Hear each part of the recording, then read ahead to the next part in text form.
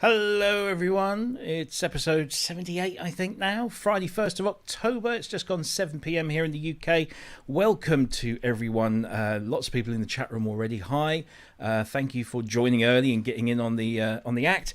We've got a nice regular kind of show this week, we've got a great guest, we've got some news topics to talk about. And anything else that we just kind of find to discuss over the next couple of hours that's kind of music technology related. So hi to everyone in the chat room first of all. Welcome along. Thank you for joining us as always. I'm not going to go through all the names. There's just too many to mention. You all know who you are. Thank you all. And also thank you to those people who are even just in the last 10 minutes or so donating money to the channel, which is fantastic because it keeps us on air. And I'll give you the link if you want to do that later on. Please do.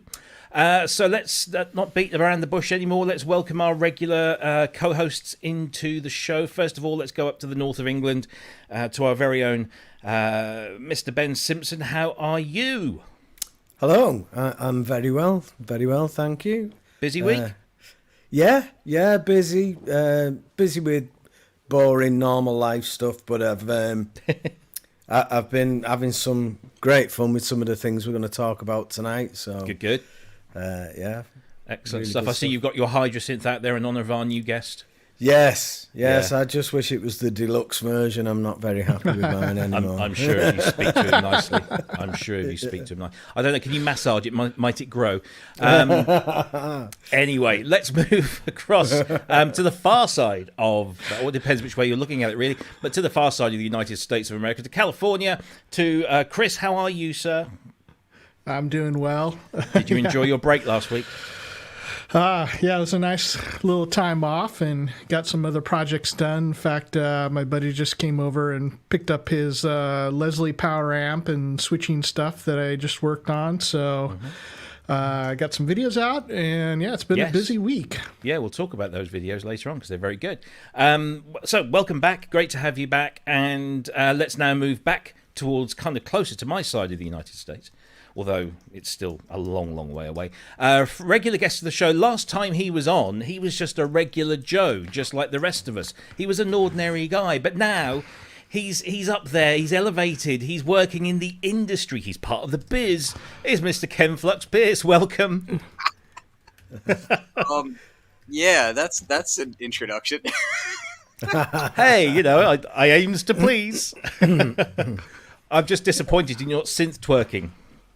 Yeah, I should clarify. I've been working in the industry for the better part of 10 years or something. But yeah. Yeah, but you got like a regular paid gig now, though. That's cool. Well, yeah. Previously, everything was freelance, and technically speaking, I'm still free to do that stuff as well, which I still do. But yeah. Now I've decided to take on a full-time position with ASM. Which is quite nice. I'm very much enjoying it and the people that I'm working with. Excellent. That's good. And we'll talk to you about that, of course, because you were at Knobcon just recently demonstrating the new Hydrasynths, which we'll kind of go into a bit more detail with you about a little later. But welcome again. It's great, always great to have you on. Looking forward to our chat over the next couple of hours. So let's just bring everyone into the room. There we go. We're all there. Before we kick off with any of the news items, let me just do the housekeeping stuff. So, of course, if you want to follow us on social media, which, of course, why wouldn't you? We are across all of the channels. We're across on Twitter, we're on Instagram, we're on Facebook, of course, with the main group. And, of course, most of you are watching us here on YouTube. Same handle all across the board. Please do like us, follow us, retweet us. Share us around like you're a nasty cheap date. Please do that. And, of course, if you want to help the show stay on air, then of course you can donate to us. The link is in the description below, but there it is on the screen. cut.ly/PSN-donate. And the most important thing that you can do to help us is subscribe and hit the bell, hit the like button during the show, because that makes a difference apparently. So please do subscribe if you haven't already. Spread the word. We are close. Last I looked, we were like 915 subscribers. We're so close to that magic 1,000 and getting all the benefits that we get with that. Not that there's many, but it's some. And it's just a nice little milestone. And I promise I will shut up about it once we hit that mark and stay there. Because, of course, that's what we got to do. We've got to keep that stuff there. Anyway, right. That's all of that stuff out of the way. Let's have a look and see what we should do for our first news topic this week. I know what we'll do. We'll do some freebies because we all do like a good freebie. And this guy does some amazing freebies. And this is the news that this week, Full Bucket Music have released the FB7999. Which is their version of the DW6000 and DW8000 synths from Korg back in the 80s. These are just, if you've never downloaded a Full Bucket plugin, do so and then go and donate them some money, because these are really, really good. For free stuff, it's just incredible. I've had a little play with this, really enjoyed it, but did any of you guys get a chance to download and play and have any thoughts on this one? I did. Yeah, go on then, tell us. Okay, well, I'm quite familiar with the DWs because I'm from that time. You're that old, yeah. Right. Yeah, and I remember them coming out, and they were like, if I'm remembering this right, Robbie, you'll tell me, but I thought it was around the DX7 time. I thought it was these were the last things they did before the M1, weren't they? I think so, yeah. So this was just kind of, must have been mid to late 80s, these were, weren't they?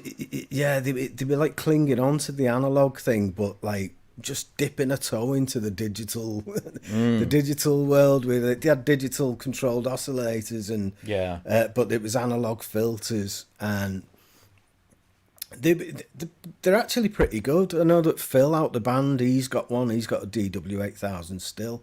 And it's a decent machine, really. Yeah. 8-voice poly, and I think it had. I think the DW8000 had 16 waveforms, and its little brother, the 6000, had like 8 or something. That was the only difference. A difference in polyphony and the amount of waveforms that you could start your initial sound building with. Mm-hmm. And This is pretty good. It's really good. The software version from Full Bucket, to me, it sounds just the same. It sounds exactly the same, and it's even got a drop down mode where you can have it emulating the 6000. Which that's right. It's nice to have that just for nostalgia's sake. But in fact, like the 8000 was everything the 6000 was to me anyway, but more, so I'd probably keep that like unpressed for the majority of the time. But it sounded great. It's got a lovely fizz about it on the analog sounds. If you're not familiar with those synths, don't be thinking that they've done a bad job of programming when you get to the piano sound, and it sounds absolutely nothing like a piano. That's not them doing a bad job, that's them doing a good job, because this is what that synth sounded like, so you put trumpet on and it sounds more like a kazoo. That is how it was. But yeah, it's a great emulation. They've done a cracking job of it. It looks really nice as well. The design of it's really nice. It's fully resizable, and it's great. It's free. Exactly. Get it, and like you said, Robbie, get it and donate something to the guy, because he's doing sterling work. Absolutely. Let me just share this little so I should have done this before the show, but I explained before we came on air that I've been really rushed this evening. I didn't get a demo. So I'm hoping that this is a good one, because I've just literally found this while you were talking, Ben. So let's see if we can have a listen to this. I only picked this one out because it said no talking in the video. So let's see how good or bad this might be.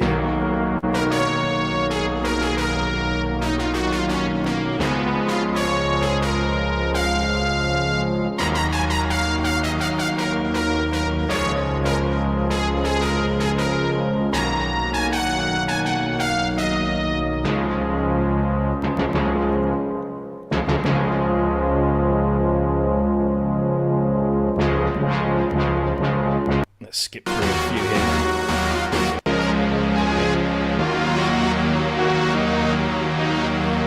here. There's something about this and these kind of synths, because this is my era. It just sounds very familiar, very kind of cozy. Yeah. I just I feel at home. It's like I've gone back in time and I'm sort of in my favourite comfy place.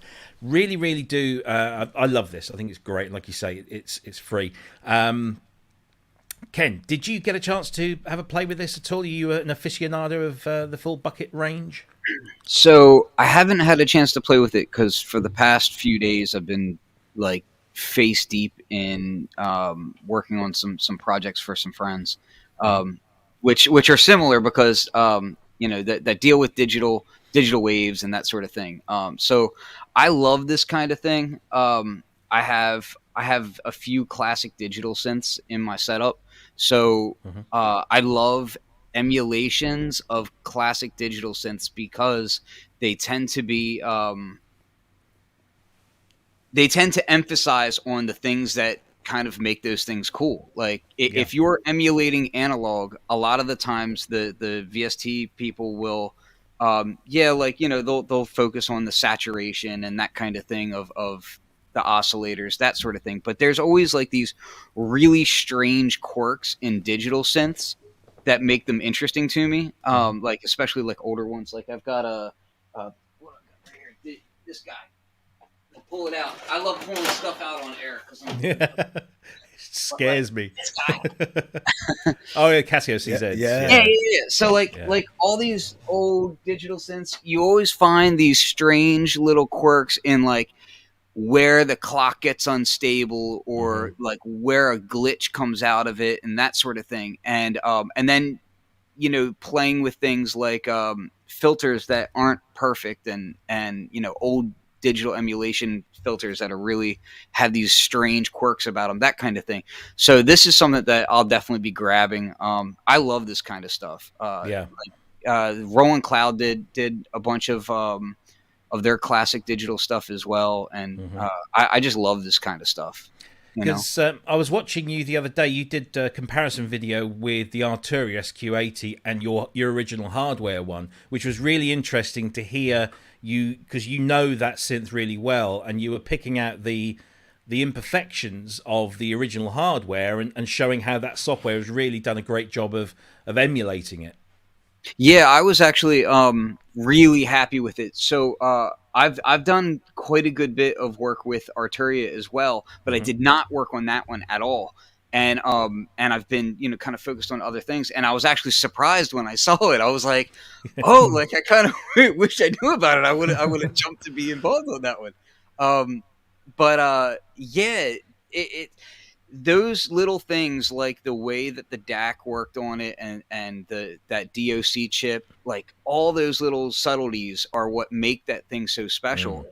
When I got it, a good buddy of mine, Chris, had recommended it to me some years back, and I got it and I put a bunch of blood, sweat, and tears into it, literally, because like I cut my hands up trying to redo the keys and everything, and totally worth it. I mean, that thing is, it has this character that you'll never see in hardware again. Like, it's just, even if you get something, for instance, like the new Waldorf, which I think is a brilliant idea in that they're doing this kind of lo-fi wavetable approach through analog filters. Like, I love that kind of stuff. I've always been a huge fan of lo-fi digital stuff through analog filters because once you have something really lo-fi, it breaks up in aliases and glitches in weird ways that the filters can then play with really well, you know? Yeah. So that sort of thing is just like, that's all my bag. I love anything that has strange quirks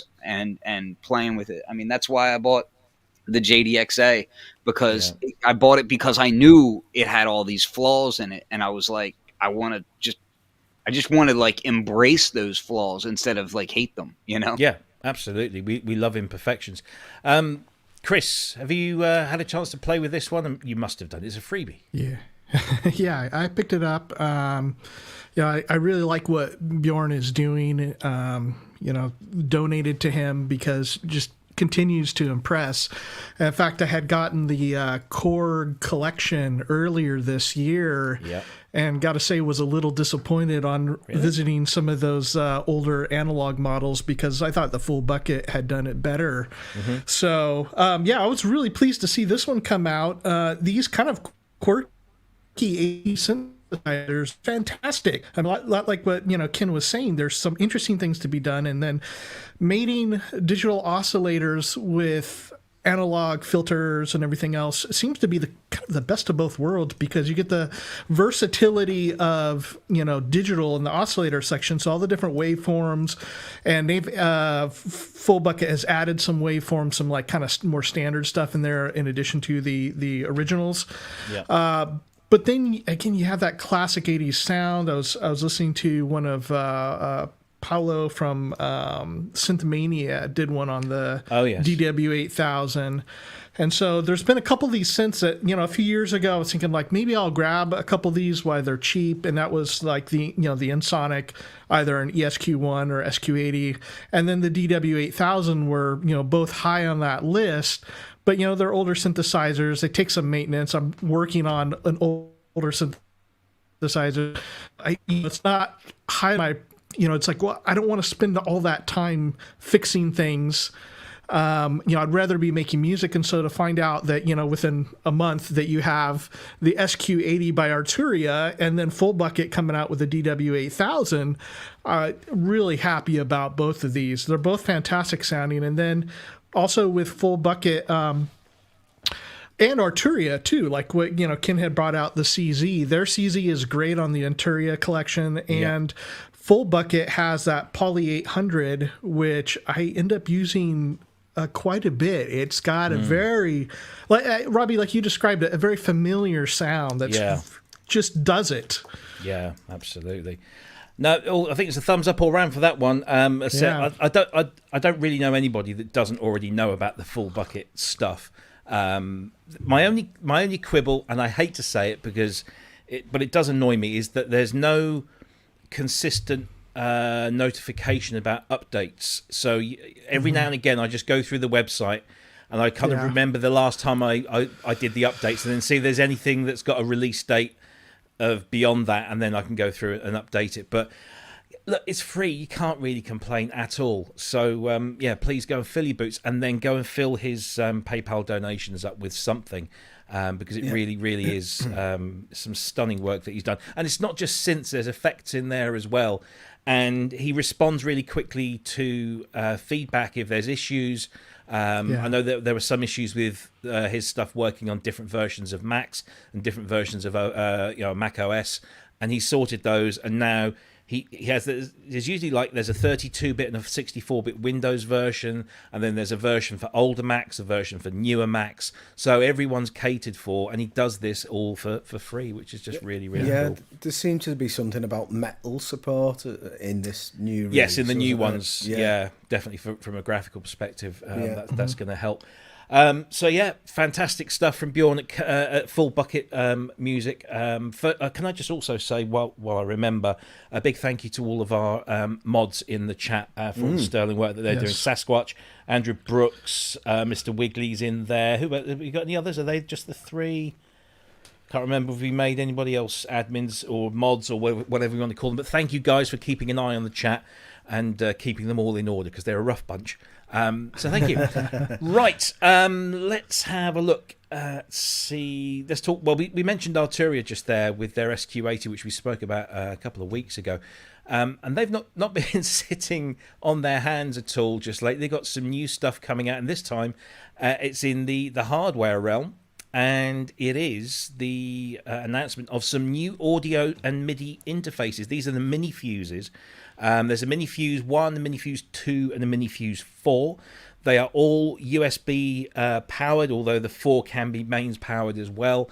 They all come with 192 kilohertz audio interfaces. There's a MIDI connection on there as well. MiniFuse 4 has 2 USB ports on the back, so you're taking one up on your system, but it'll give you another 2. It's not super generous, but the prices are really, really good. So the MiniFuse 1 is $99, the 2 is $149, and the 4 hasn't been announced yet, but I'm guessing that's going to be $199 or thereabouts. And for a high quality audio interface with that level of build quality and technical spec, that's pretty damn good. I'd like to have a go with one of these to see if it, how it compares to, say, something like the Focusrite, which I'm very familiar with. But is anybody in the market for a new audio interface? I mean, these look really super portable as well. I'll say a couple of nice points about it real quick. Just the fact that it has loopback audio is a major one. When the original audio fuses were being done, that was a point that I kept bringing up to them, was like, you got to have loopback, especially on these smaller interfaces. You got to have loopback because a lot of producers are working in ways where we're sampling from other pieces and or reprocessing things and that sort of thing. Loopback makes that so much easier when it's built in, because there's software ways of doing it. But I'll be honest with you, I don't think any of the software solutions for that have ever really made me happy. No. So when it's built into your interface, it just makes things so much better. So when I saw that, I was really happy about that. I haven't had a chance to try these or dig into them too deep, but I do have, I think, every single one of the other ones. I've got the AudioFuse, the AudioFuse Studio, and I use the AudioFuse 8 Pre as well. Mm-hmm. And I didn't see if it's the same Discrete Pro preamp in there or not. But that preamp right there, I cannot rave enough about. The AudioFuse preamps are some of the best bang for buck you can possibly get. I was constantly telling them, I was like, you guys should really put this out as a 500 series preamp because it's fantastic. Yeah. No, I mean, the specifications look very impressive.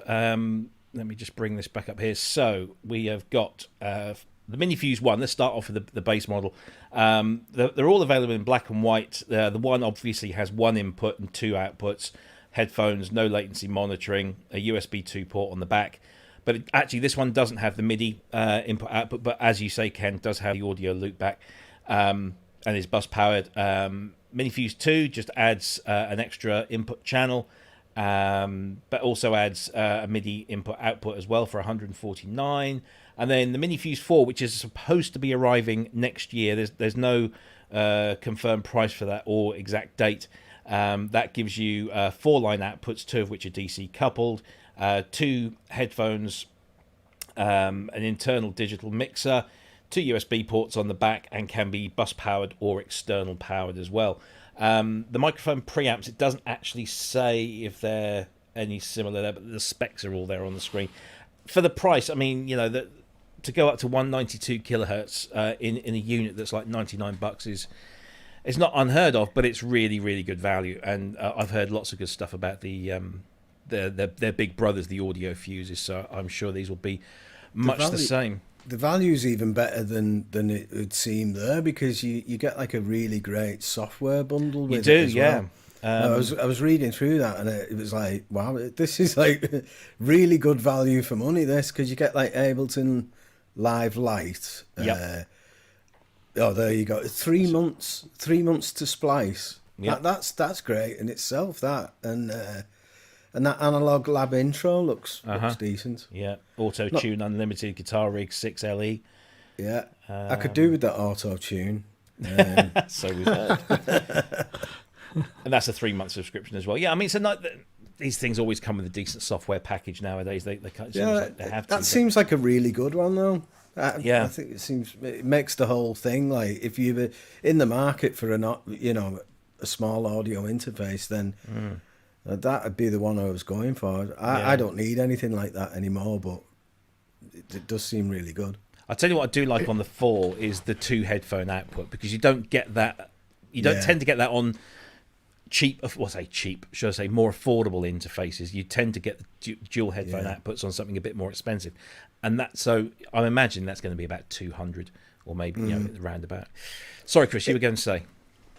Oh yeah, I mean, these look great. The 2-input version, or 2 preamp, whatever you want to call it, looks pretty interesting. I was kind of curious. I haven't looked into interfaces in a long time. I have a Focusrite 8 Pre that I love, and that's not going to change in here. But for my other little setup in the living room, I was thinking about grabbing one of these, because if I'm not programming sounds, it might be kind of fun to have one of these set up so that I can, mess with soft synthesizer, whatever we're looking at during the week, and have a play with. I was kind of wondering if you guys know, with the latency of these units, so with this Focusrite 8 Pre, it's got Thunderbolt, and it's very, very fast. How is the latency on these USB units? Because this has got a USB-C interface, right? Yeah, it has. It's still USB 2.0 though. Like the actual port is a C, but it's USB 2. Yeah, the protocol. Yeah, and that becomes a thing where it's like, no matter what interface it is, you're going to be limited to a specific spec of how low you can get. And I agree with you. Like, my main interfaces are, I use the Mk.II 828ES and 16A, and then I ADAT in more stuff into it from there. But yeah, Thunderbolt is just like, man, Thunderbolt is so nice. It's just absurdly fast. Yeah. So is it a cost thing that more manufacturers don't have a Thunderbolt version? It's both cost and development. I mean, the research and development to do Thunderbolt, you have to develop your drivers and everything that goes along with it. So it's, if you've been doing USB stuff for a long time, then you're kind of starting from scratch on that to do that. But I think, and it's also, like, let's be honest, it's a little bit scary using Thunderbolt because, hi, Apple, just that whole, that whole thing. I mean, myself, like, I'm an Apple user, and I'm scared of like anything that I buy that's like tied to Apple, just because. And yes, I know you can do Thunderbolt on PC as well, but I think you guys know what I mean. It's one of those things where it's like these adapters and these ports are changing every 5 years or so, and it just that's a whole other thing. But I don't even think, I'm not positive on this. I could be incorrect completely, but I don't even think that USB 3 does the latency solid the way that Thunderbolt can do it. Because Thunderbolt can be like a direct PCI port straight in, and it's got its own things. But I'm pretty sure like Thunderbolt is still kind of like the method to beat. Yeah, for sure. But, at the end of the day, I mean, Sasquatch, brought up a point in the chat there about, he wished these companies, wrong caption, wish the companies would agree on a standard for, all of these things. So, 5-pin DIN MIDI, USB MIDI, power. I mean, honestly, the trouble I've had with the Unosynth Pro desktop version with its USB power, finally fixed it, finally got it sorted, and it's nothing to do with the unit, but it's fussy as hell. But on the back of that, you've got 5-pin MIDI, you've got USB MIDI, you've got USB power. Your outputs are 6.4s, but your headphones are 3.5s, and it's just like just mixing and matching. Just standardize across the whole board, and please stop putting micro USB as a. I think everybody's pretty much stopping on that now that USB-C is there, and USB-C ports work with it's backwards compatible to everything. Exactly. I think that's. Exactly. I think the industry has gotten to the point where like everybody's aware that micro USB is evil. And even mini USB is evil. Like both of those are just terrible. Like don't use those, anybody, ever. USB-C is not so bad the way that it mounts and everything. It's really not so bad. I've been playing with this for the last few weeks. This is the WidiU host Bluetooth MIDI thing, and that uses USB-C. And I think between this and there was something else that I've got that's USB-C. These are like the first ever USB-C things I've had. And the one thing I love about this is that it goes in, it's like a lightning connector. It goes in upside down or, whatever. It doesn't matter which way you put it in. And it clicks into place and it's solid. It doesn't move and it just feels a lot better. So I'm looking forward to the day when it all comes, whether it's USB-C or not, but as long as it comes in that kind of style port, it's just so much easier to work with. And it just feels so much more reliable.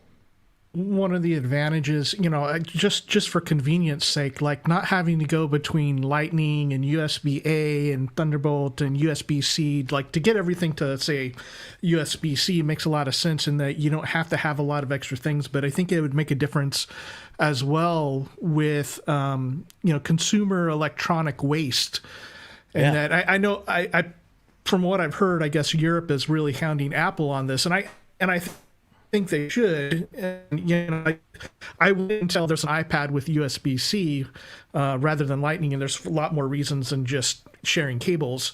But I think this is the thing of the future, and I hope that people will get a little more on the same page so that we're not having to trash so much stuff every year across the world.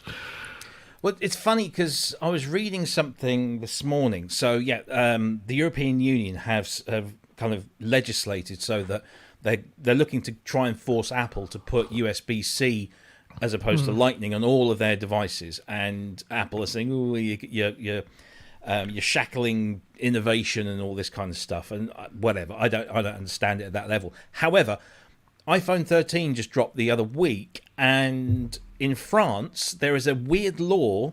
I can't remember exactly what the law states, but Apple, to meet their green credential commitments, have dropped putting a power adapter and headphones or earbuds in with every single iPhone. And we all, I think any of us that have had iPhones for a few years will be able to open a drawer somewhere in their house and find 3 or 4 sets of earbuds and 3 or 4 power adapters that just get thrown in the drawer as spares and they never get used. So Apple have decided to ditch all of that. So all the iPhones now come in a really shallow box that just has the phone in, except in France, where they've got this law where you have to have the power adapter and the earphones come with it. So the EU is saying one thing, and one of its most powerful members is saying another, and just sounds very, very odd. But hey, there we go. So, Arturia. Sorry, go ahead. Oh yeah, no. Just one last thing. At least with like the USB-C and what Ken was talking about being backwards compatible. So I've got only USB-C on my computer, but I've got synthesizers that have A and B on it. It can plug, which is and I hate dongle thing, but at least, as far as compatibility with older stuff, like I've got a Thunderbolt cable coming out of my 8 Pre into a dongle that will go into USB-C. I've got a lightning cable from my phone that's being used as a camera coming in with an adapter, and I can plug synthesizers in. So at least in that regard, like that USB-C is being able to kind of take everything else so that we're still able to use it. It's not like I got to find FireWire adapter or something. You know?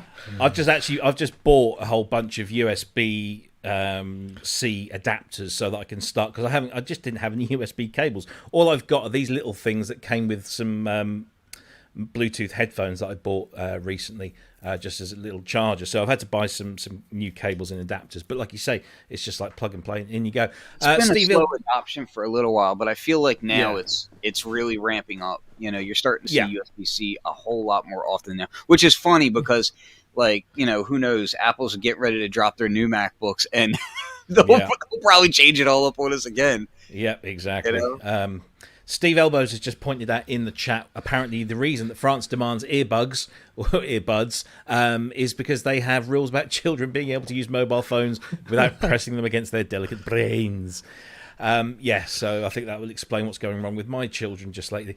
So there you go. That's Arturia's MiniFuses, the collection, the MiniFuse 1, 2, and 4. The first two are out now. The 4 will be out in 2022. So, yeah, there we go. Right, let's see, what have we got next? Let's do another bit of hardware news that will fly through this one, really, because I don't think there'll be a huge amount of interest in the fact that Alesis, who have gone kind of quiet of late, I haven't really heard huge amounts coming out of Rhode Island, but I'm filling here while I try and find the bloody link.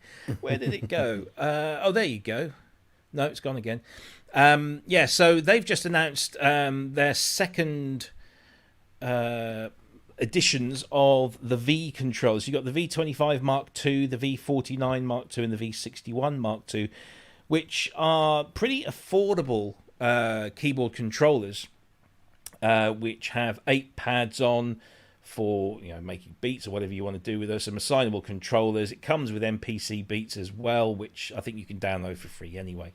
But these are kind of lightweight, portable, affordable, I don't want to say cheap, affordable keyboard controllers. And I don't know anybody that's actually got any of these Alesis ones. But yeah, some nice affordable controllers to go with your affordable interfaces, I guess. Anyone want to pick up on this one? It looks ideal for like an education setting, doesn't it? I know that like I've worked in that environment, and it's like usually kitted out with like some M audio or Alesis control thing set up with a computer.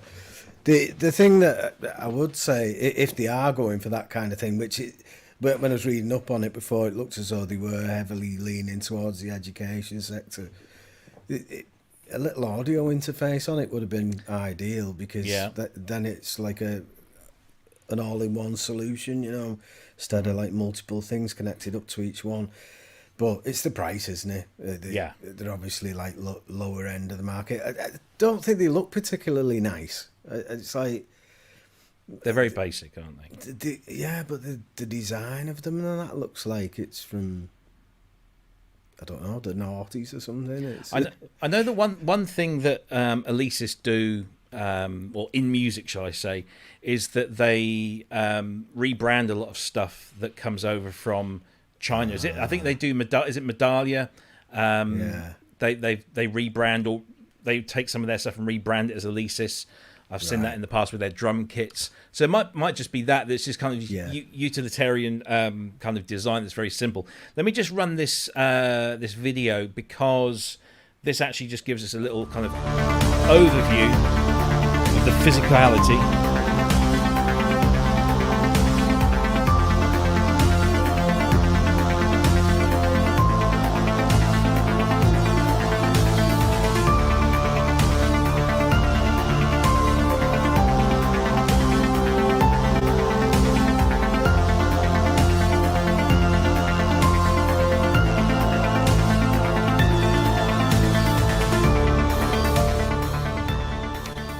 So there you go. On the back, you have literally a USB port, a sustain pedal port, and a power supply port, and that's it. There's not even any 5-pin MIDI. So they've really consolidated on the control. One of the, you mentioned, you know, keyboards coming with like an interface built in. One of the most useful controllers I've had over the years, dare I say, has been a Behringer UMA25S, which is a little 25-note keyboard controller with like half-throw keys on it, so it's not very nice to play, but it has a 44 16-bit audio interface built into this unit and can run off of 3 AA batteries, and I can throw that in a bag with a laptop and I'm good to go. That's it. I don't need anything else, and it just works. It's really straightforward, and I wish more would do that. Yeah, you know, my one of my first interfaces was I think it was called an M Audio Ozone, which was this tiny little keyboard, but it had mic preamps and the full interface in the back of it, and it was quite a handy thing. And especially like as a guitarist, at the time, like I wanted to include synthesizer stuff or classic keyboard sounds, organs or whatever into music that I was making, but I didn't really want to buy a whole keyboard, and so that ended up being like a very nice. And especially with space being such a concern for a lot of people, that was quite a clever little thing. And I'm surprised that we haven't seen more of that. Yeah. Now, I was noticing that some of the keyboards that they were showing on that page look a lot like this. Yeah.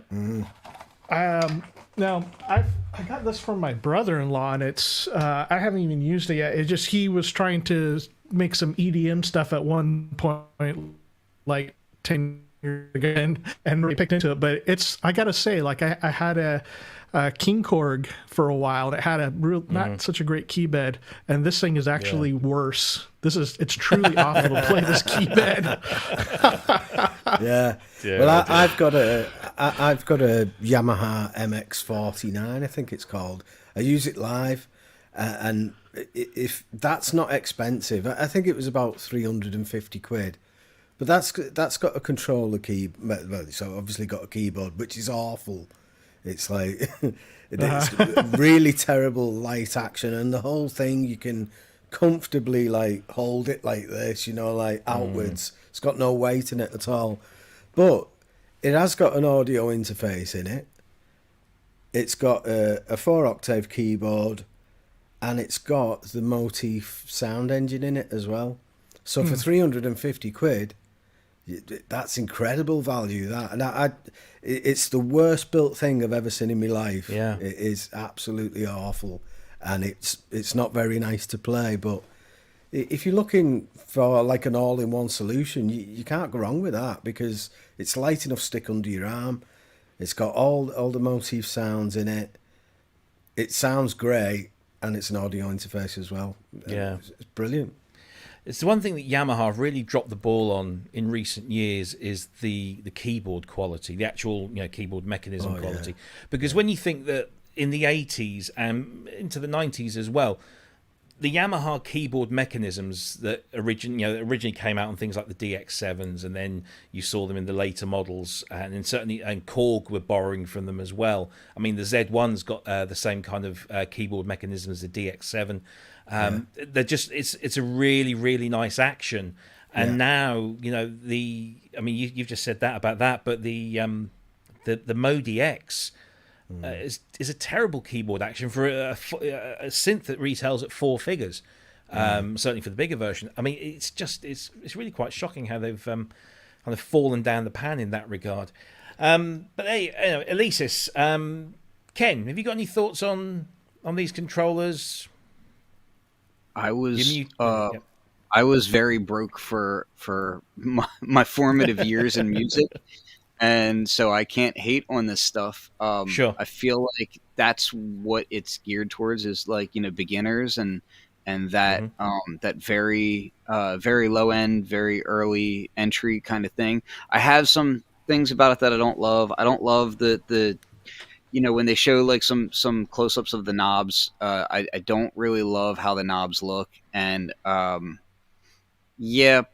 I mean, for the price points, they're really low priced. I went and checked it out on some websites, and it seems like the 49 key with the pads, with the 16 pads on it, is like $229, and that comes with the MPC Beat software, and if some little kid comes up to me and he's like, "Hey, I want to start making beats, and I want to use a DAW and this and that," and you need a keyboard, and that's an affordable way to do it. So I can't hate on it. Sure. It's not for me. It's not for someone who has more than a few keyboards in their setup. But I would. I can't hate it, but at the same time, it's not for me. Yeah. So Ken, Sasquatch asks a question along these lines about the key beds, and he wants to know what's the relationship between ASM and Behringer on the Poly Aftertouch key bed. There is no relationship. Yeah, I don't. there isn't one. That's a strange question to me. No, zero, and I don't believe that Behringer has a polyphonic aftertouch keypad. Do they? Not commercially available. Not They've yet. spoken about it, yeah, but yeah, no, there's absolutely zero relationship there. is the poly aftertouch keyboard on the Hydrasynth, is that a Medallia keyboard? So I guess to clarify that a little bit, so the owner of Medallia and the owner of like the person who actually owns the company is the same owner, Yeah. but they are not the same company. Right. It's separate entity. They ASM benefits from being able to use the factory and that sort of thing, but no, Yeah. they're separate companies. And it's I guess a interesting way to put it would be to say like ASM is like a flagship company. Like everything that we do is cutting edge and highest quality build and that sort of thing. Everything, like for instance, the polyphonic aftertouch keyboard that's in here, even this one right here. So I held up the CZ. I can hold up this one, right? Let me unplug this, but make sure I don't have anything plugged in, so I don't yank anything. So the Explorer, right? Mm-hmm. So this is semi-weighted in here, Yeah. and they're mid-size keys. They're not mini keys. Like if you Yeah. hold up like a micro brute, those keys would be Mhm. smaller than this. That would be true mini keys. But these are the only ones I believe that are semi-weighted in that sort of form factor, and that took a lot of tooling. Like things like that are all done in-house. It's all our engineers and just. So yeah, like there's no relationship to any other brands in that way. It's Sure. just yeah. Yep. So I think thanks for the time. why Sasquatch had asked, because there was a rumor floating around. I don't know if it was on Gear Space or one of the forums or something that Behringer was contracting with you guys, but we're glad to have the record set straight. I if they are, I know that the PolyTouch keybed is, I believe, available to be licensed by other manufacturers, but it's our technology. It's proprietary, like it's patented design and all that. So if it does end up on anything else, I'm not aware of that yet. But yeah, it would have to, like, it's not like, oh, XYZ is working with ASM or anything like that. No, this is our jam.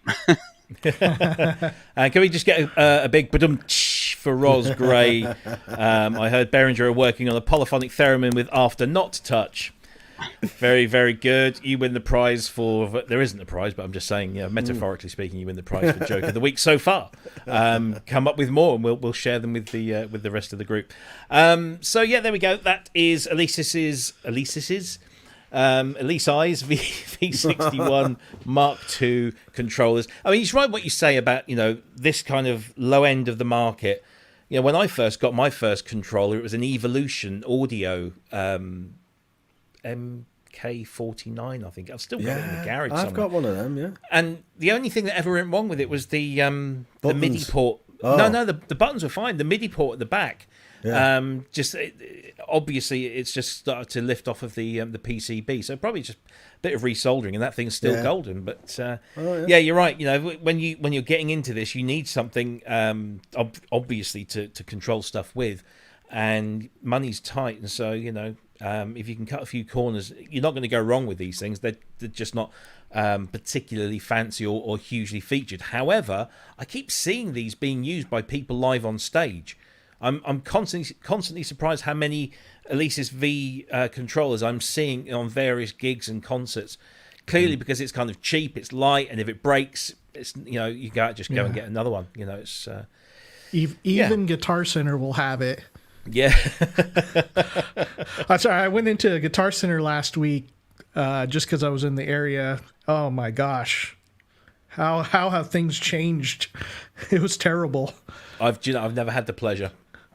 Well, it used to be just this wonderful place, and I mean, when I first started playing music, man, to walk into a Guitar Center and just see all the guitars and keyboards and everything that they used to have, and there were really nice stuff in there, like top line, and now it's there's barely in there, and the keyboard section is gross. I would say. Yeah. I mean, like little things like this Alesis keyboard in there and some electric pianos, and that's about it.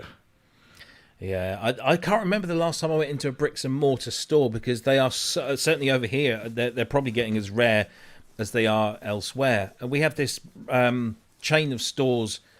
I think they're mostly in the south of England, unfortunately called PMT. Is it Professional Music Technology? Which it is. In that way, it sounds great, but they have the big letters PMT above their doorway, which is slightly unfortunate.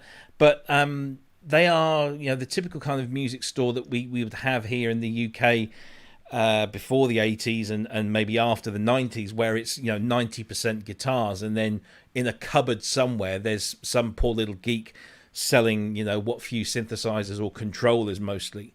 They have a few electronic drum kits, and that's about it. Are Dawson's still going up north, Ben? No, I walked past the big Warrington store the other day, and it was all boarded up. It was quite sad, really. It's because that was a great shop at one point. Yeah, well, I used to go in the one in Manchester when I was working in Manchester. I always used to go in the Dawson's there and kill an hour or so before dinner or something. And it was great shop. It's a big shame these stores are going, but hey-ho, that's the way of the world.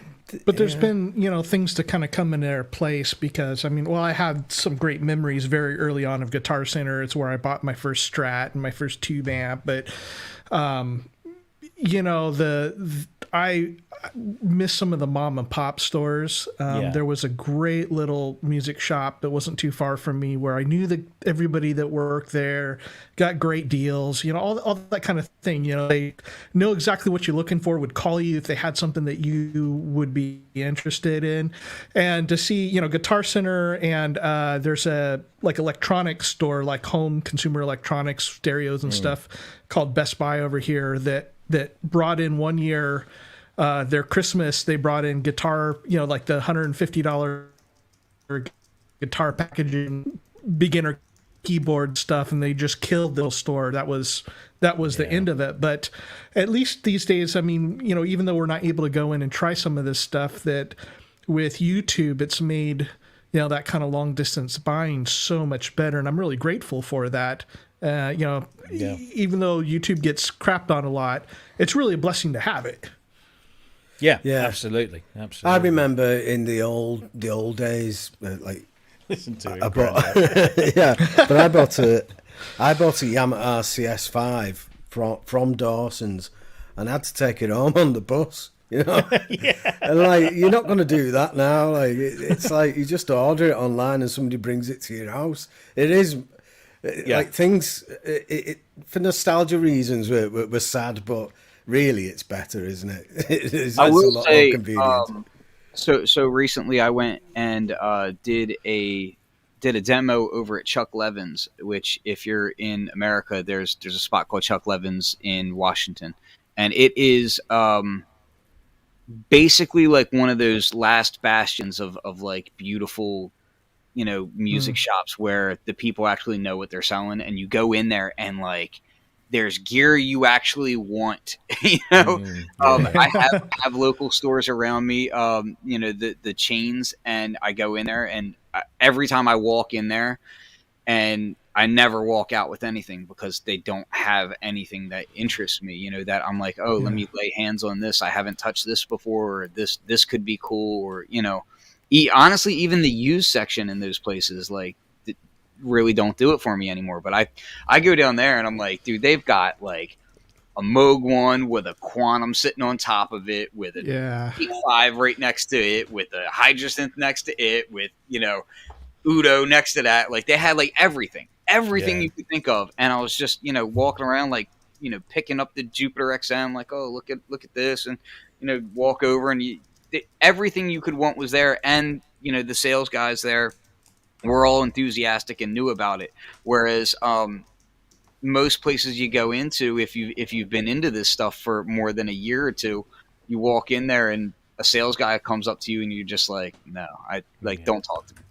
Yeah, no, I know what you mean. Before PMT, sounds good. The big store in the UK like nationwide store was Academy of Sound. Do you remember those, Ben? Yeah. Yeah, I do, yeah. And the Yeah. one that we had in Norwich, which is the big city about 30 miles up the road, it was a really long store, and it had guitars down one wall, as you would expect, but pretty much down the other side was all synthesizers and outboard. I even had a separate room for the PA, so you didn't have to, you didn't get bothered by those guys. And it was just like you say, it was just like every synth that was available at the time was there and all powered up. Mm-hmm. And there were people who, literally everyone in that shop played in a band in the city. And so we all knew each other. And so we trusted each other, and we would go in and we'd do deals, and we'd get money off this, and we'd get extended time playing with that. And it was just great. And, oh, God, yeah, it's makes me all nostalgic. I tell you what, I'm properly in the nostalgia mode now, but in Liverpool, near Parr Street, you know where Parr Street Studios is? Yes, yeah. Just round the corner from there was a place, and it was called Keyboard Corporation. I don't know if anybody in the chat remembers this, because it was the best place ever. Like, I'm vegetarian, so it was a vegetarian. Vegetarians are easily impressed, right? No, this had a cafe that only did vegetarian and vegan food, but then the front part of it was used synthesizers. That's all they sold. That's all they sold, and it was in the 90s, so everything had gone digital. So it was all old analog synths for sale at like stupid prices. There was Jupiter 8. So I remember looking at a Jupiter 8 and thinking, should I buy that?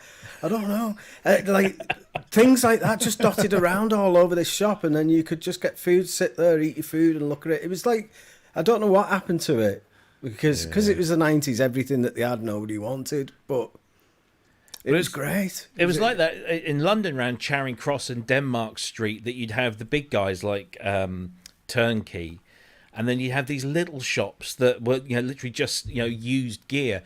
And I think the last time I kind of wandered around there before they started knocking it down, there was still this one resolute little shop that sold used gear, and it was always in good nick, and you would always plug it in if you wanted to have a go with it. But it was tiny. But it was just such a great little place. I bet it's gone now. I'll have to go back and have a look. Those were the days. Anyway, let's move on. Let's talk about some new software. Well, not a new piece of software, but heavily discounted piece of software. If you're an M-Tron lover, and why would you not be, M-Tron Pro from GForce, you can now pick up the entire expansion library. That's Streetly Tapes Volume 1 through 6, plus the M300 and the SFX console, plus the Orchestron, Chambertron, and Optitron libraries, all for a ridiculously cheap $199 ex-VAT, of course, which is down from $460, so that's not too bad at all.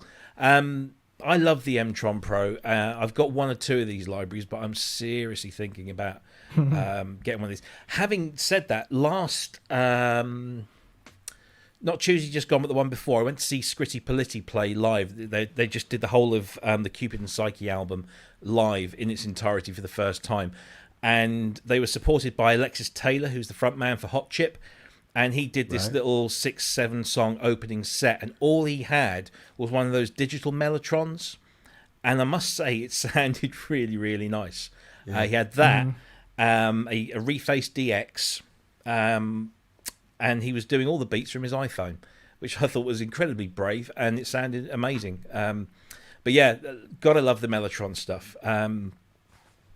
Anyone's thrown down for this one yet?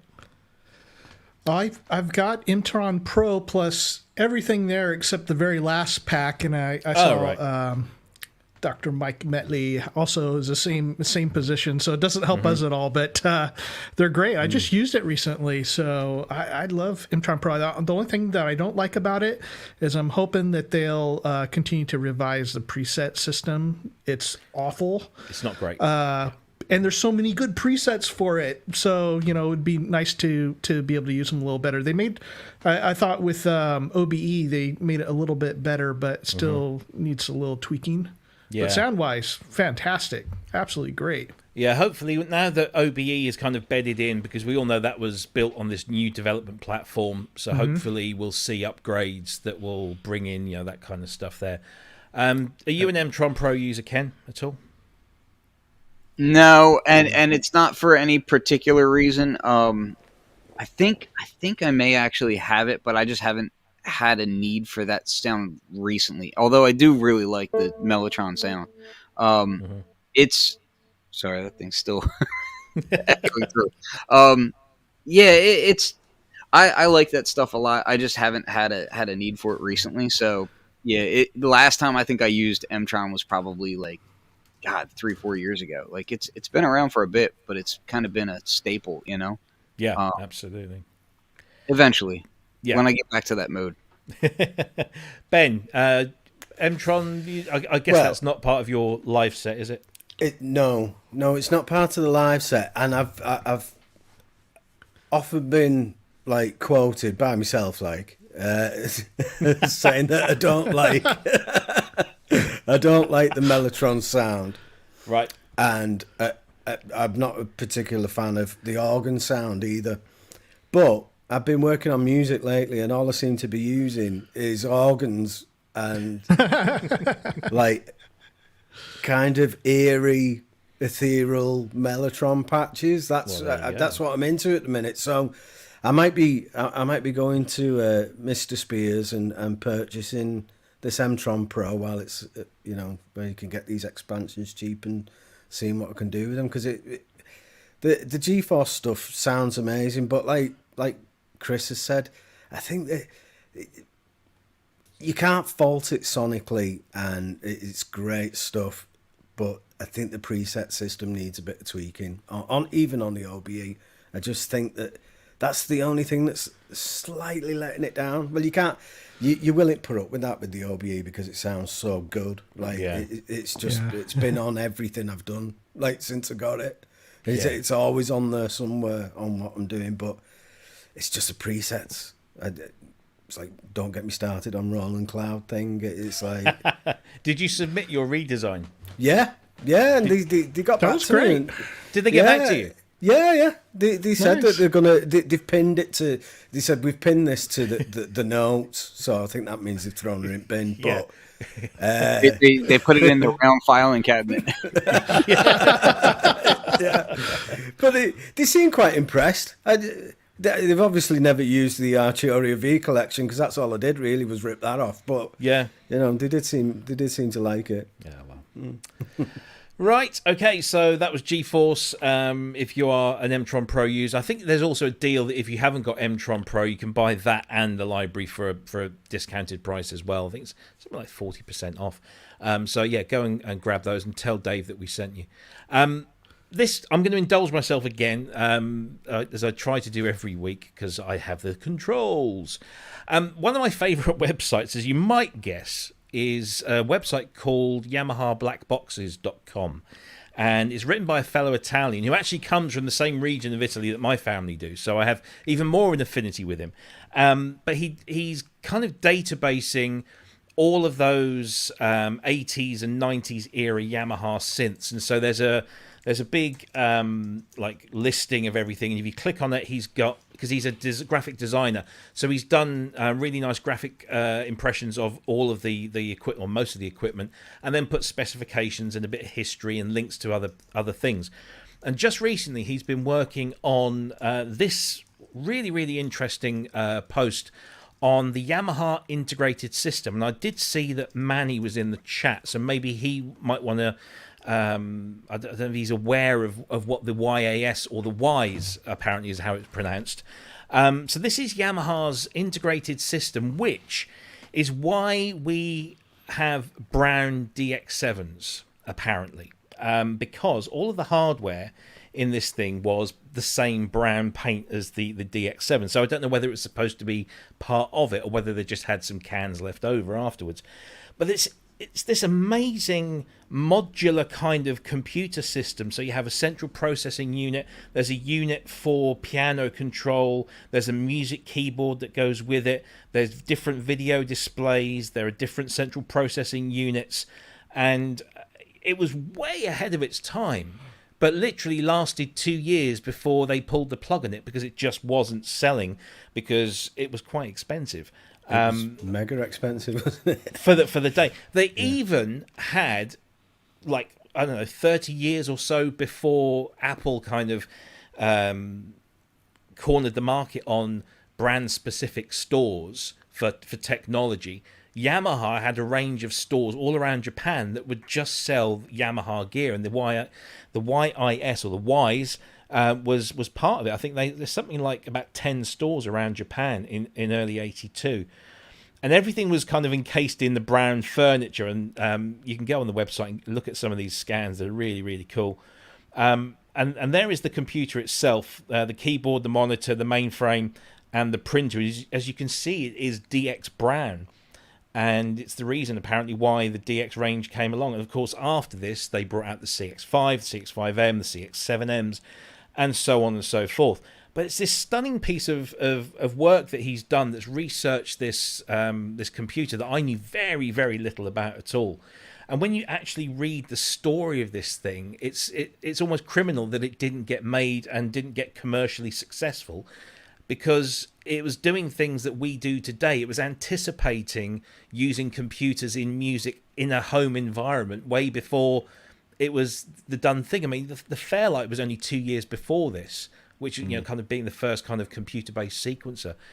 It's a stunning thing. Did any of you guys have a chance to read through this? I did, yeah. I thought, like yourself, I thought it was fascinating, and it was like there was like home automation stuff going on in there, and like doorbells and things. Yeah. And it also, I think it was like the first ever home computing device that could do like graphical overlays on video as well. Yeah, it had dedicated graphics cards and everything. Yeah, that brought it into the home video editing market as well. If they'd have carried on with that, they would have, I know. People would have, it would have been like Hoover and vacuum cleaners. People would say, "Oh, have you got a new Yamaha?" Yeah, they would have nailed the computer market with this if they persevered with it, I think.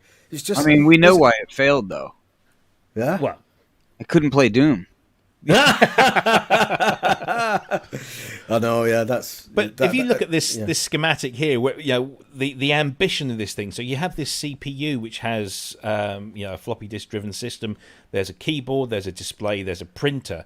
Then we start getting into Art Vision disc players, which were, you know, like video disc players, iCamera monitor units. This is 1982, by the way. Yeah. Electone keyboards could connect to this, music keyboards. You'd have these pianos with the technology built in, and this piano player CPU with its own disk drive. I mean, down here in the bottom right-hand corner, that's a picture of a bath. Doesn't say anything, but the bit I did like above it in the paragraph, the only bit in English, it says there, "Live a joyful life," which I think is brilliantly Japanese. I found this really fascinating, and the fact that, you know, the DX7 and the DX5 and the DX1, you know, all those early ones were all that brown as well. There must have been a link somewhere along the line. Yeah. I just love this kind of thing. Anybody else enjoy this or have any comments? Yeah, well, it's just so sad to see something that, you know, is introducing a new idea into technology or new ideas on how to use things, and then not to see it picked up until many years later. And I mean, I think, you know, on a much smaller degree, like we were talking about hybrid synthesizers before. It's like, well, you know, they started doing these, you know, odd duck, you know, digital oscillators and analog filters and VCAs and stuff. And I don't know how much love they got in the 80s, but I know looking backwards at that stuff, it's like, it's, you know, it was okay. But then you see where some of these other synth companies have gone. And like now in 2021, you know, 35 years later, we're getting stuff like the Summit and the Super 6 and a whole bunch of other, or even if it's, you know, like the Hydrasynth, which all digital, but having so many different types of synthesis in one package that it's kind of a shame that lineage didn't continue to a great all the way through, you know, the 90s and 2000s and whatnot, that it was only more recently picked up again, or at least to any sort of extent, you know. But, you know, I guess these guys were kind of like breaking the ground, and you know, I'm sure that these things would have happened at some point. I just want to show you this. This is the Yamaha Black Box's main page. So it's not very beautiful to look at initially, but everything that's got a green link here has a page behind it. So, say DX5, you click on that, and of course now the picture doesn't load. How cool is that? Let's try the DX1. There we go. So Alberto, the guy behind it, he designs all of these like flat images of the instruments themselves, and then he's done his research. Talks about, you know, what it's capable of, what it does, pictures of you know, original pictures from magazines, tech specs, and links to you know, reviews and so on and so forth. And if you're anyway interested in you know, what Yamaha were doing from, you know, 83, actually probably 81 or 82 onwards, this is a great little resource. And as and when he gets the information on the various bits and bobs, he will update this. And this originally only had maybe, say, a dozen or so clickable links, and now this is, you know, it's a real big database of some really useful information. But yeah, it's very nice little website. But yeah, go to there, and then if you scroll all the way down to the bottom, you'll see in the articles, magazines, and brochures there, you'll see this YIS. I must remember how to pronounce that, YIS, from Yamaha, which is, it's just a stunning story, and really very useful stuff. The other thing that I was going to bring in, just that was kind of related to this, it wasn't on the show notes, so you guys know nothing about this. But I'm just going to tag this on the end.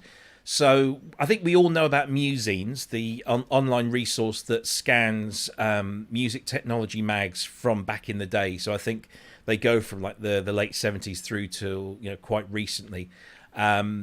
And Ben is the guy behind Musines, and he does all the hard work in terms of scanning. Not this Ben, another Ben. Oh, all right. Stop taking credit for other people's work. What's your name? Beringer? I don't remember doing that, but like, yeah, I'll take the credit. Yeah.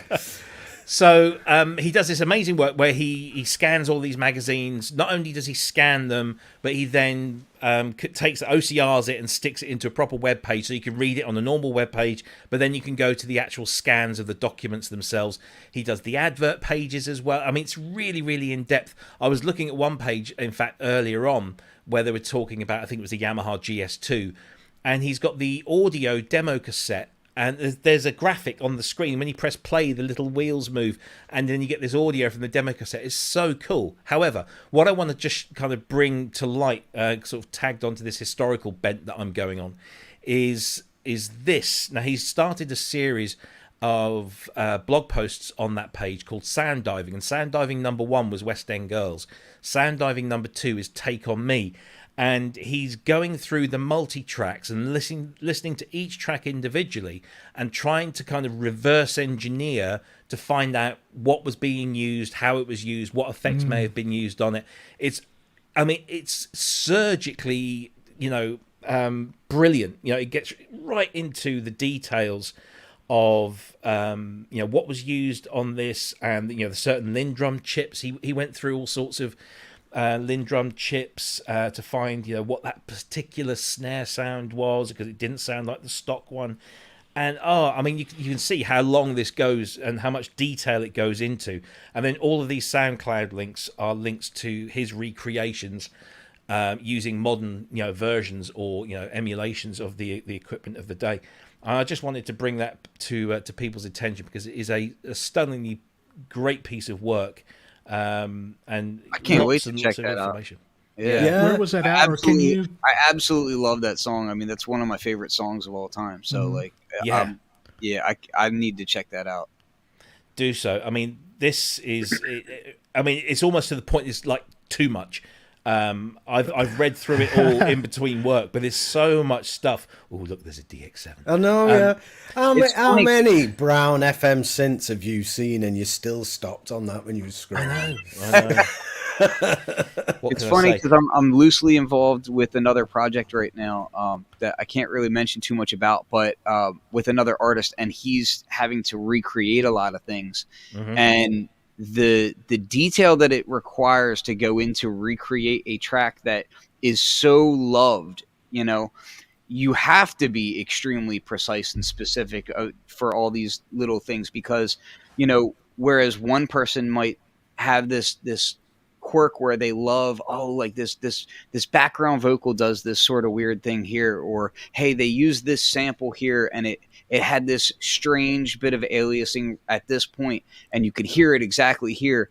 There's all these little subtle things that when you have a hit song, something that's really like attached to your culture, you know, and you've grown up with, people will latch on to the smallest details, and if you don't nail those, it, like, that magic of the song's there. Sometimes when you watch like a live performance of a song that you love, you're just like, yeah, that's just not it, because it lacks this one little studio quality that you needed, that sort of thing. So Yeah. seeing these recreations and areas where people break things apart like that is always fascinating. Yeah. It's very much like, you know, beware of listening to your demos too much, your own demos, because when you need to go and really record them, you spend all this time trying to create the vibe of that one demo that you did, and the producer's like, what are you doing, man? That didn't even sound that great. But you've heard it so many times, and it's so ingrained in your mind that you want to produce it exactly like that. And it's very similar to this situation. Yeah. Rob, could you post a link to that Take On Me, like, say, on the ProSynth Network Facebook group? Yeah, sure. I think I did. I think I shared it a couple of hours ago on the Facebook group. Cool. So it's already Awesome. there. But it's there on the bottom of your screens. Ben's actually in the chat room. I didn't see him there. Welcome, Ben. Hope I've got everything right. I tell you, the one thing I do want to share was, and again, you know, DX7. But this was a really cool thing. So when you listen to the drum track, you know, because the track itself opens with that classic 169 BPM drum track, it really drives. And when I heard the clip that Ben had put up early in the post, it sounded, oh, that sounds the same, but it's missing something. What it's missing is a DX7. There's a DX7 on the drum track, and I think it's this. Hopefully you're going to hear this. No, it's not that one. Where is it? Where's the clip, Ben? There we go. So there's the drums, and there's, I can't find the bit now. I've lost it. How unprofessional this. There's actually a patch on the DX7 that at the left-hand side of the keyboard is kind of a bass drum, and on the right-hand side is a snare, and somewhere in the middle they merge, and there's this that's driving, and it's just underneath the drums, and it's there, and it's that which gives the whole track a huge amount of momentum and inertia. It's fantastic. It's just, it's revelatory. You know, that drum, the actual drum pattern is very much like a kind of an old school rock and roll and blues. It's like a train shuffle, you know, like you think about like an old steam train kind of chugging down the track. Very much has that. So it definitely lends itself to that kind of movement. So let me see if I can. So that's, you recognize it, but it's missing something. And then there's you have the hi-hats in there as well. Come in a little bit later. There you go. But it's missing that kind of driving force. And I'm now trying to find out which clip it is that has the DX7, because it was like, wow, that's it. That's what's missing. But hey, look, you go and find it and listen and read through and listen to the clips in order, because it really does make the whole experience really fantastic. It's a great piece of work, Ben. Congratulations. And he's done another one on West End Girls, where they talk about the West End Girls bass patch, which people are saying, oh, it's this synth, it's that synth. Well, actually, it's like two synths. But go and read the article and you'll find out what it is. I'm not going to say that one of them's brown, but it is. Right. I've lost the screen again. Just bear with me. So you're all still seeing everything, but my screen's just shut down. So there we go. Right. Let's see, what have we got next? let's do this one. Cherry Audio have been a little bit busy. One thing that they put out just recently was the Mercury 4, which was their software version of the Jupiter 4, which was very well received. And within that, there was a tape delay and reverb unit that was based on this. And they've now released it as a standalone plugin for a mere $19. So it's the Stardust 201 Tape Echo. And let me just play you a clip of this.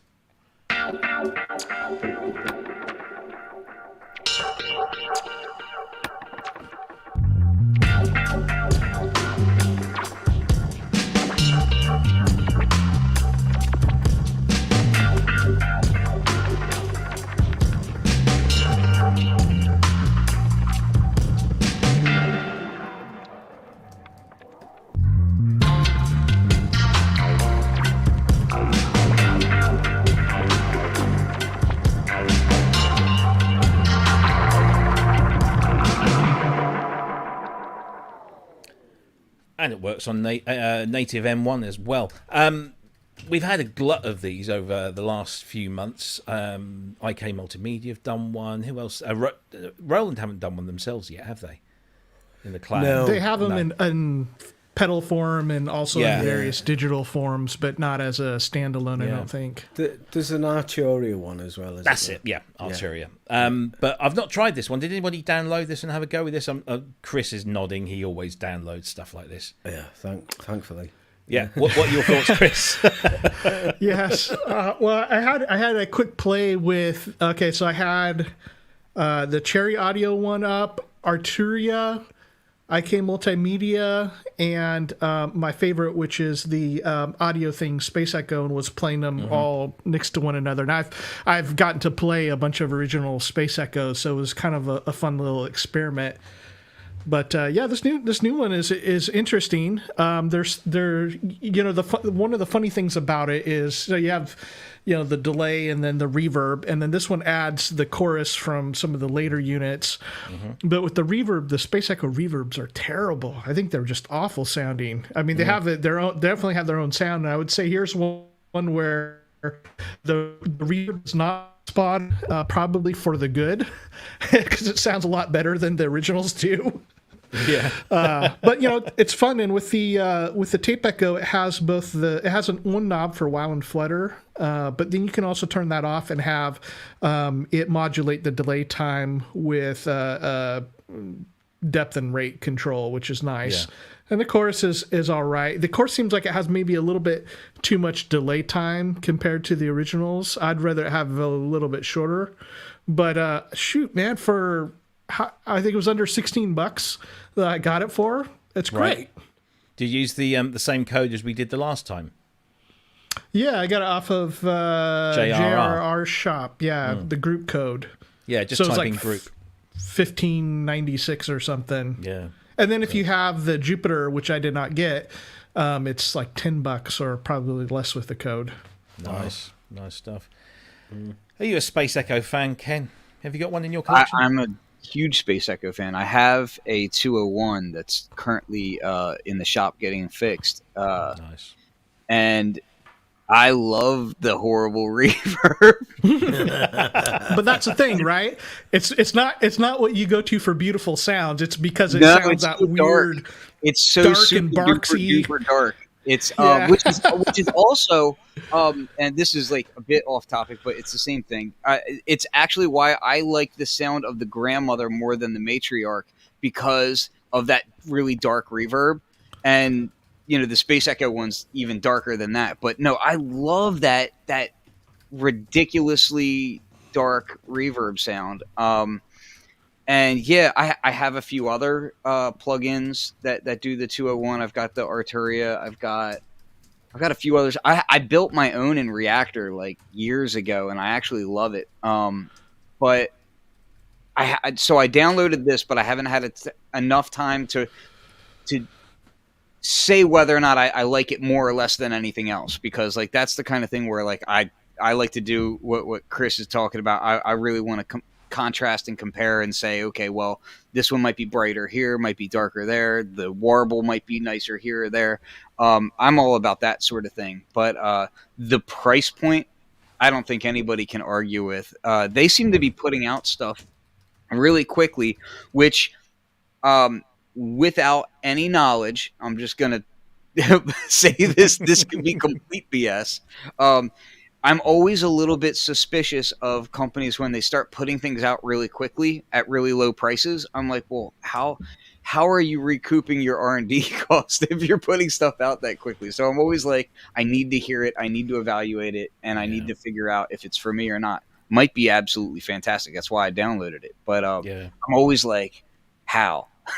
Yeah. Well, I think Mark Zaffin posted a comment in our Facebook group earlier, I think it might have been today or yesterday, that he was getting a little suspicious of the fact that they were throwing these things out like week after week.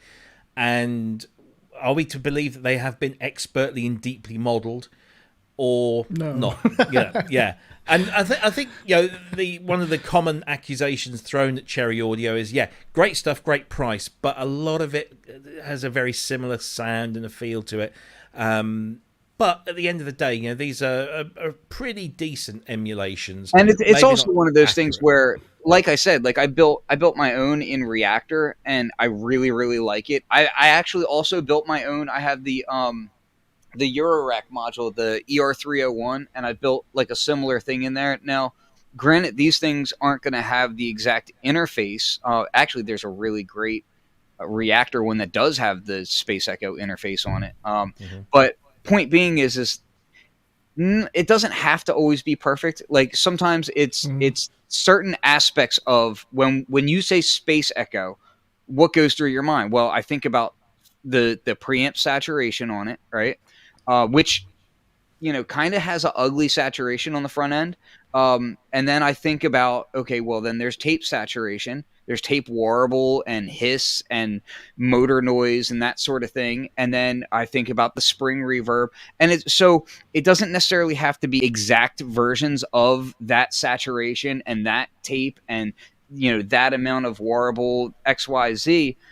But, if I build something that just does those sorts of qualities, just like you would, you can design a Hoover patch on, hundreds of different types of synthesizers. They don't all have to be the same patch, but they have the same qualities, that's fine. That doesn't really bother me. It does get a little bit weird when you start putting the name and the look on it. Then it's like, well, no, you're expecting to be at a certain thing. Yeah. The next thing that we're going to be talking about, like to me, that's a little bit more on point where it's like, you're being a little bit more broad in what you're calling it, but we know what you're after. Yeah, absolutely. Well, it's a kind of a good point you made there, and sometimes we're more about the flavor, the essence of something, of that sound, like those bandpass dirty delays, the multi-head delays of the Space Echoes, that thing. Like when I was working on a track recently, like I have a number of Mellotron emulations. So Pro sounds the most like an actual Mellotron, but I've got the IK Multimedia one, the Arturia one, but sometimes I use them instead, even though they're not as accurate, because they have kind of an exaggerated flavor of that sound, like we've heard from back in the 60s or 70s, and that you just sometimes choose the thing that's not as accurate because it has the right flavor to it. Yeah. Ben, did you get a chance to play with this one? No, unfortunately not this one. I have got the Arturia one, and from the demos, it looks really good. It's great value for money, and like we've already said, really, I think with things like this, for me, it doesn't matter so much if it sounds exactly like it, as long as it's a useful effect, and the fact that it's got this nostalgia about it because it looks like it. That's more pleasant to use. But if it sounded nothing like a Space Echo to me, but was still usable, I think it'd still be worth getting for the money. Yeah. So. Yeah, I'll probably have a look at it. Yeah. $20 or less if you it's. I mean, what's that? In proper money, that's what, 15 quid. Yeah, it's less well worth less that, than isn't that, it? because Yeah, it was something. It was only as under $16. So Yeah. Well, yeah, really cheap for you guys. given our economy over here, I mean, crikey, we're scrabbling around for petrol here. It's like the end of the world. Yeah. It's madness. It's ridiculous. We're not going to do politics. So Cherry Audio, if you want that, it's $19, and you can get it for less if you go to places like JRR Shop and just type in the code group, and you'll get some money off of that as well. And will normally retail for $29 at cherryaudio.com.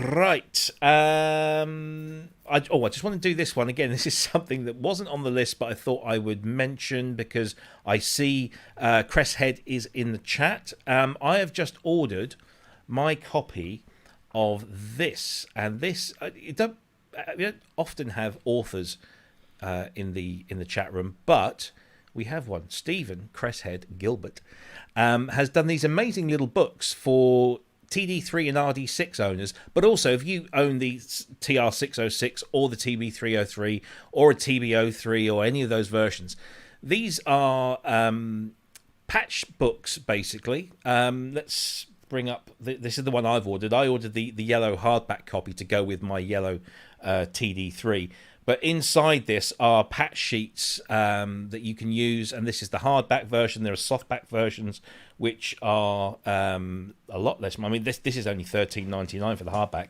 but the paperback version is a mere £5.42 from Amazon, and he's done them in different colours as well.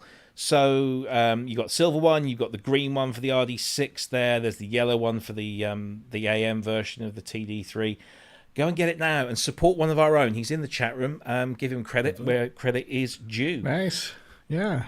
I'm really looking forward to that one to arrive because I never got my head around the whole 303 programming thing, and I know I'm not in I'm in good company there. I think a lot of people don't quite get it. So having a patch sheet to be able to kind of just map these things out on is going to be very useful indeed. So Amazon.com. Steve, can you tell us in the chat there, this is available globally or is this just on Amazon UK? Do let us know in there so that we can go. I'm sure people will be going looking for that anyway. Right, let's get back to the schedule. We've got a new plugin from Sinevibes.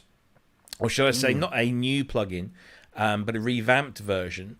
This is the version 2 of ReRun. Let's have a look at this. So ReRun is a self-randomizing audio repeater. Let's have a little listen.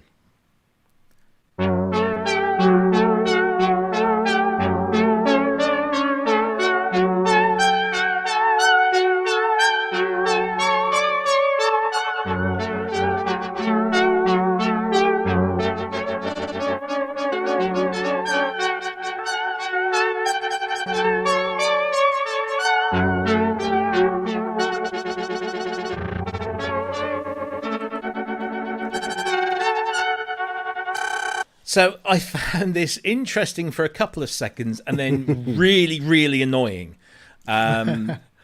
because I like predictability. However, I can see that a lot of people might like this. Hands up anybody who does, because I can't say this is going to be top of my list. Go on then, Ken. Tell us what you think about this. I love all the Sinevibes stuff, to be honest with you. Yeah, it's good stuff. Yeah, so no, I love glitch repeats and that sort of thing. I've got many ways of doing it in my studio, plugins, hardware. I mean, I love glitch repeating and randomization and that sort of thing. So for me, it's right up my alley. And I love the fact that with this one, you can kind of set it to do its thing, and then you can set probability amounts so that it will progressively get more and less and that sort of thing. No, I love it. And I love the way that Artemi does, his user interfaces are always really clean. It's easy to tell what you're doing, and it's less about thinking about it and just kind of you're like, oh, okay, well, yeah, let me just do this. And it just ends up sounding interesting each time. So yeah, I love this kind of stuff. Yeah, it's definitely, the interface design is exceptionally good because it's exceptionally simple, and that's all you really need. Chris? Yeah, same thing as far as Sinevibes go. I mean, there's a lot of plugins that do this kind of thing, often as secondary functions. I think Plugin Alliance had just released some updated version of one of theirs that has all that sort of randomization stuff in it. But one of the key things about Sinevibes, it looks great. I like the layout of it, but they're very simple to use. And so when it comes to your workflow, I mean, there's times when you need every option that you can get, and you want to dig into those and you want to screw with it. And there are other times where you want to get into that sound without having to really mess with a whole bunch of things or set up, multi-set envelopes or words. Makes it very easy. I think we're sometimes, I don't think that was the greatest demo for it, but some of these effects, and Ken might be able to speak a little more as far as how he uses it, but where I would think about using something like this would be a little bit more laid back into a track, where if you have a pad or something going on, and it's just not distinct enough, or you want to add a little bit of life and movement to something like this, it does kind of, as you're saying, Robbie, it upsets the ear a little bit because it's not a pattern. I mean, it's not a regular pattern in there. So I think that can add a certain amount of, kind of forces your brain into paying attention to particular aspects of a song. Yeah, I totally agree. Like that kind of stuff where you can, and I'll also do it for percussion elements. It can sound really fantastic on things like even little things like hi-hats or like even if you've got like a fairly repetitive woodblock sound or something, and then you throw these repeats in there that kind of randomize the pattern without completely ruining your beat. One thing that I use a lot, obviously, is the Modbat modular performer, and it kind of does a lot of this kind of stuff in hardware form, and when you start modulating it, you can get random beat repeats and glitches and that sort of thing. I have that where I keep it on the output of my S2400, and that will allow me to affect an entire track with it sometimes. And when you automate these sorts of things and you can fade them in and out, you can get really interesting layers, especially when you blend like a lot of people will go really heavy-handed and it'll be completely wet. So everything is just chop, chop, chop, chop, chop. But if you start blending that stuff back a little bit, you get these interesting kind of fold-back sounds, and it doesn't completely mess up the rhythm of the track, but it leaves the listener kind of like, hey, what's going on? Like you're time traveling a little bit. And it's just these little curiosities. I love doing that sort of thing. Maybe I've been a bit too harsh on it. It just didn't seem to appeal to me personally. It's not my kind of thing. But hey, I agree that demo is not really, in my opinion, that's not how I would use it. Like, that's just, it's easy to hear what it's doing, but that's not how I would use it in a track. Sure. How about you, Ben? I downloaded it, and because I like the Sinevibes stuff, like everybody said already. I think there's been some great effects from them, but I'm starting to think that maybe I'm too old for this kind of thing, because it just like it kind of blew my mind. I was like, what's going on here? Has my computer crashed? At one point I was changing patches and the old patch was still on. It was like the whole thing had frozen. Oh wow. I was wondering why my mouse was still working, but it was just the effect. It wasn't... See, I love that. I was like, yeah. I was just like, it was like I was totally helpless. I was just a passenger. Well, that's just typical day in the life of Ben Simpson. I was just a passenger in the whole process. But there was some, as I went through all the presets and had a fiddle around myself, and there was some really good ones later on. That you like some panning ones where the panning movement was random but controlled, and I really like that. It brings like an organic element to your music, constantly changing and evolving. Like, I do like that. I like that. I hate the copy paste thing, where every section is exactly the same as the section before. I'd much rather have things evolving and growing and sinking back in again. And so I probably would have use for it, but it'd have to be really toned down from like what a lot of those presets are set at and what that demo's at. It's like the mix is like full on effect, like Ken was saying, and it's just. Well, I remember when Aphex Twin kind of first came out, and it was like when you would hear him do these glitch mangles and drum stutters and everything, and it was like shocking people's brains. Like everybody was just like, "This is so incredible!" And now it's like, you know, this sort of thing exists in so many different forms. I mean, if you buy like an MPC or a Force or something, it's like right there as one of the touchscreen effects. Yeah. So it is something that I would say is one of those things where it's becoming much more commonplace and accepted in music, whereas before it was more of like this shocking, like jarring effect.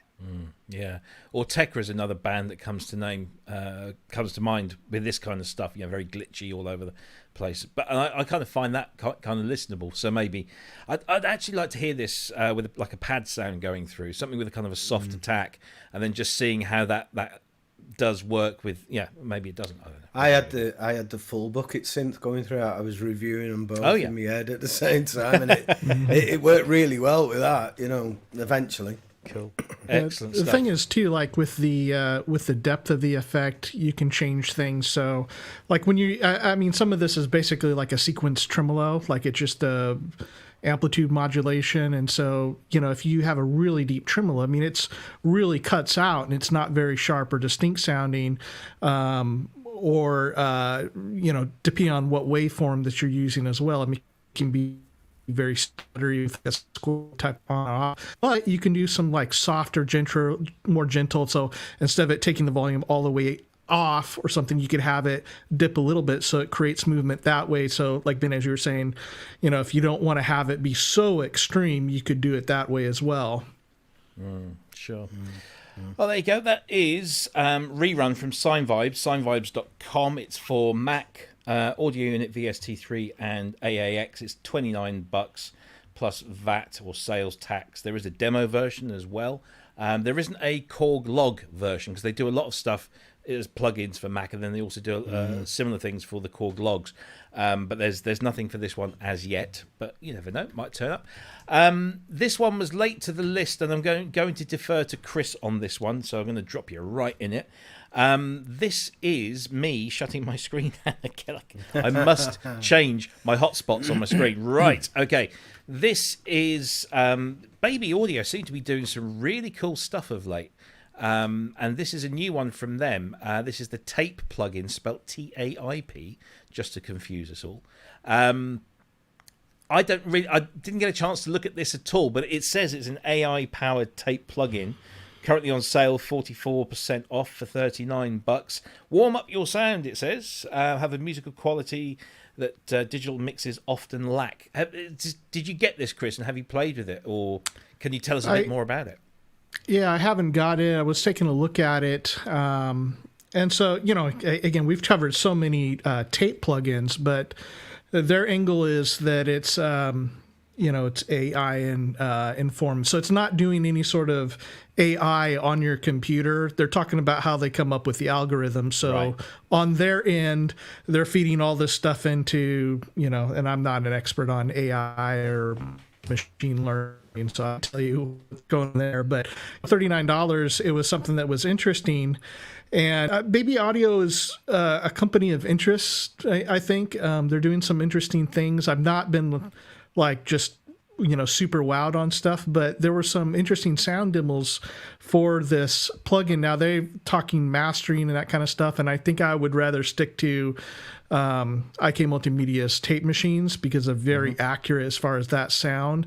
But I was thinking that this might be something really interesting using it on individual tracks for saturation, and they even have a mix control, so as you bring up wow and flutter that you'll get kind of a flanging sound as that wet signal mixes with the dry. Yeah, like you say, there's been like kind of an influx of let's get the right camera shot here of tape plugins. This just seems like another interesting take on a tape plugin. I'm just going to see if I can bring up some of the audio here. Let's have a look. Let's go with this one. This is tape off. tape on. It's kind of a noticeable difference.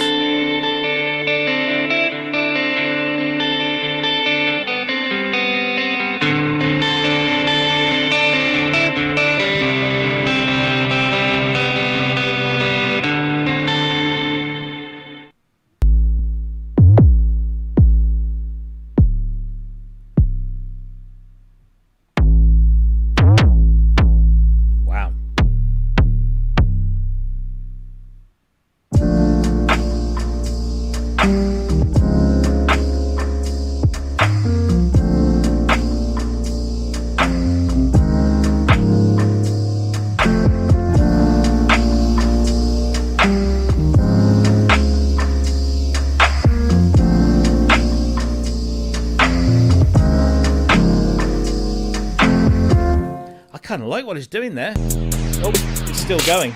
Stop. Yeah, I kind of like what it's doing because I'm really kind of getting back into that kind of stripped back lo-fi kind of groove thing, and I'm going to come on to something very quickly, or just after this, that Ken brought up at the beginning in the private chat.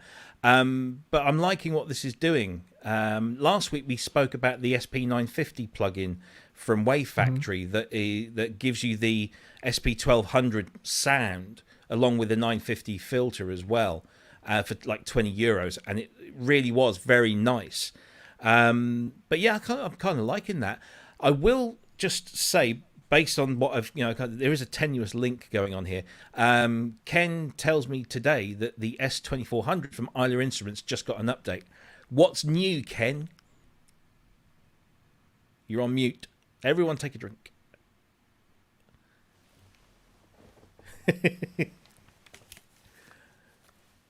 Oh, hang on. Let's see if I can do it at my end.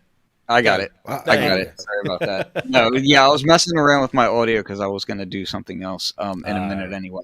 But no, so the AI stuff is really interesting to me in general. I also noticed I got some other plugin recently that is it's a track separation plugin, and it uses AI, but it does it differently in that it processes externally. So when it goes through the algorithm, it actually uploads it to the cloud and then separates the tracks. I forget the name of it off the top of the head. Maybe you guys know. But anyway, point being is that you're starting to see more and more of this AI stuff involved there. The Hydrasynth filters were a project that involved AI and machine learning to create those as well. Like, we're starting to see this sort of thing more and more frequently. And the results can be really stunning. So I really liked how this sounded in that. I did end up downloading it.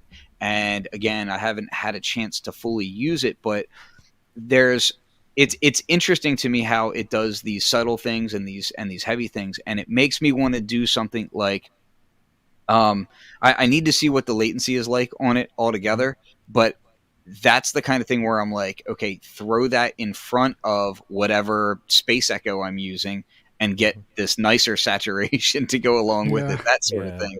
I like to combine my plugin chains in ways that kind of make sense, where it's like, if you have a really great saturation plugin, and literally I was just about to say this and I see it popped up in the chat here, Fab Filter Saturn 2, fantastic distortion and saturation, like absolutely amazing. So I'll tie that with like something that I think is like just a nice delay or something, and kind of make these chains. And I can see this fitting into a chain like that really well. Yeah. The latency I've heard reported as about 33 milliseconds. So I know there's been some requests. That's kind of high. That's kind of high. So maybe there's been some requests for like a live mode, which would be nice. So as you're tracking, you could use it and then later go to the high quality mode. Maybe that's why they're saying mastering is less about the fact that it's great for mastering, more about the fact that it's just got too much latency. Yeah. Yeah. Ken, what can you tell us about the S2400 update? So I can tell you that it went live today, but it's a huge update. I haven't looked at what is in the public out, put out thing. But I can tell you what is in it and that I've been testing for a good while, and that is it can time stretch now, and it's awesome. I believe the time stretching is in the public update that was just released. I sure hope so, because it's going to be in the next one. It is now. Maybe I'll look it up real quick. So basically they've been grinding on that thing and just doing some absolutely insane updates for it. So I've just been really, I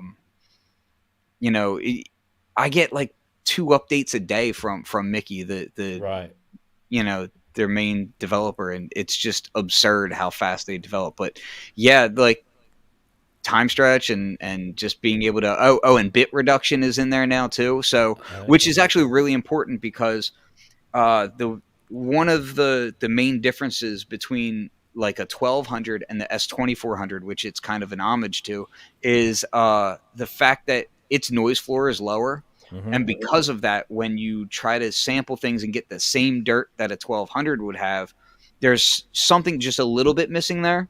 And what that is it's just not dirty enough. Right. And if you drop your bit rate down to like about 8 bits or so, you'll find that noise floor comes up and it gets just a little bit more crunchy, and that kind of footprints and snow sound on the aliasing becomes really present. So cool. Yeah, it's really cool. I just wanted to let people know that it was out there, because right before we went on, I got a message from Mickey saying, "Oh, it went live." I was like, "Oh, awesome!" So yeah, so I've just got the list here. I think this is 1st of October update.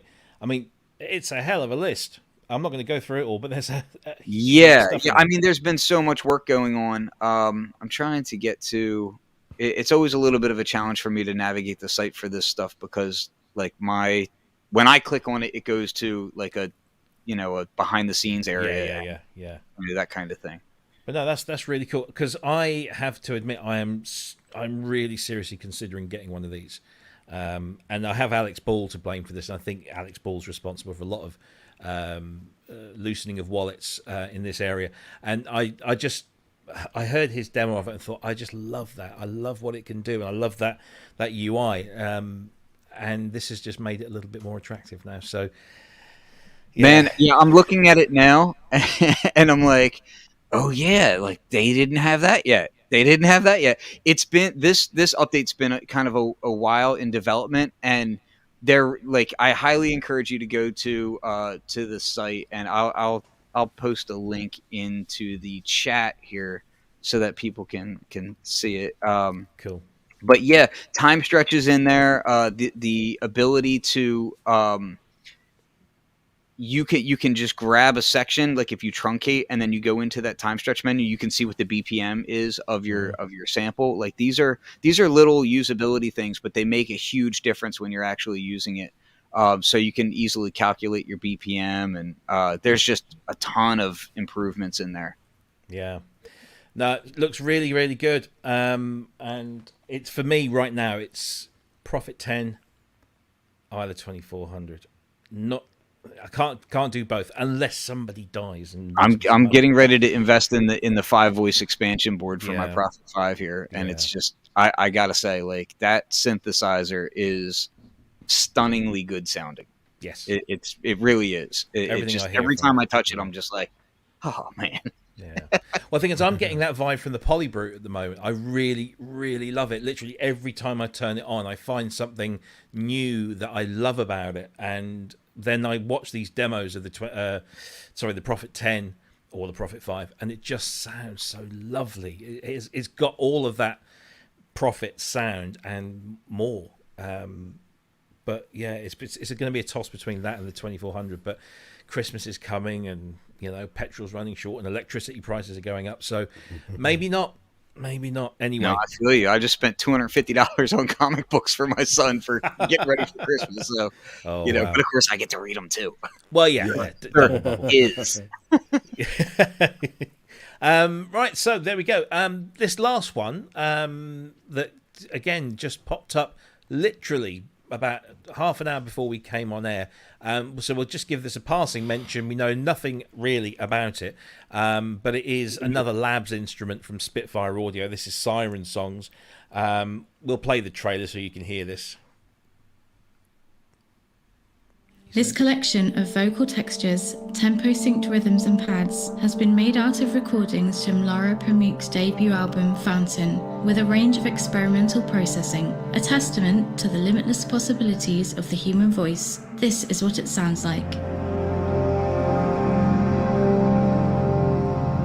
And because creativity shouldn't be complicated, we've made it into this.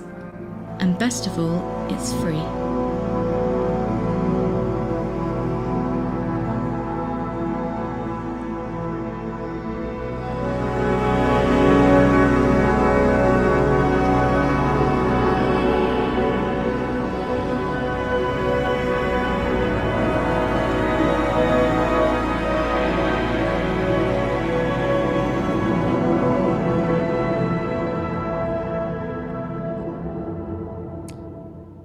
I think that's one of the nicest sounding ones I've heard so far. Really liking that demo. Can't wait to load that up tomorrow and have a noodle with that. And we're all big fans of Spitfire and Labs, aren't we? Yeah. It's a superb free service, and it provides you with unusual sounds, just inspiring sounds for no charge at all. It's like they get nothing out of it. I don't know why they do it, but well, I'm sure they do get.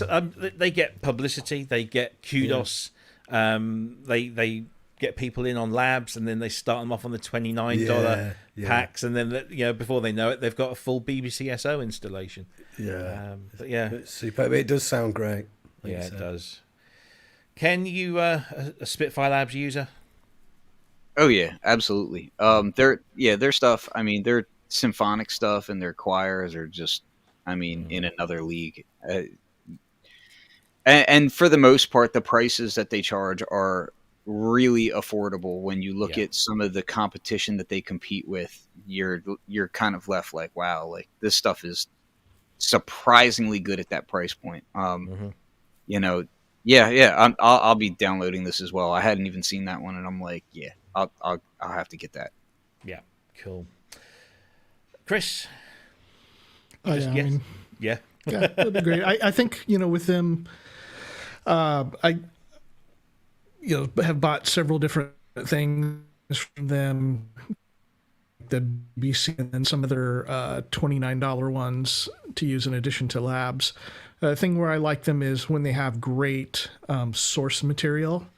I'm not really digging so much their processing much anymore.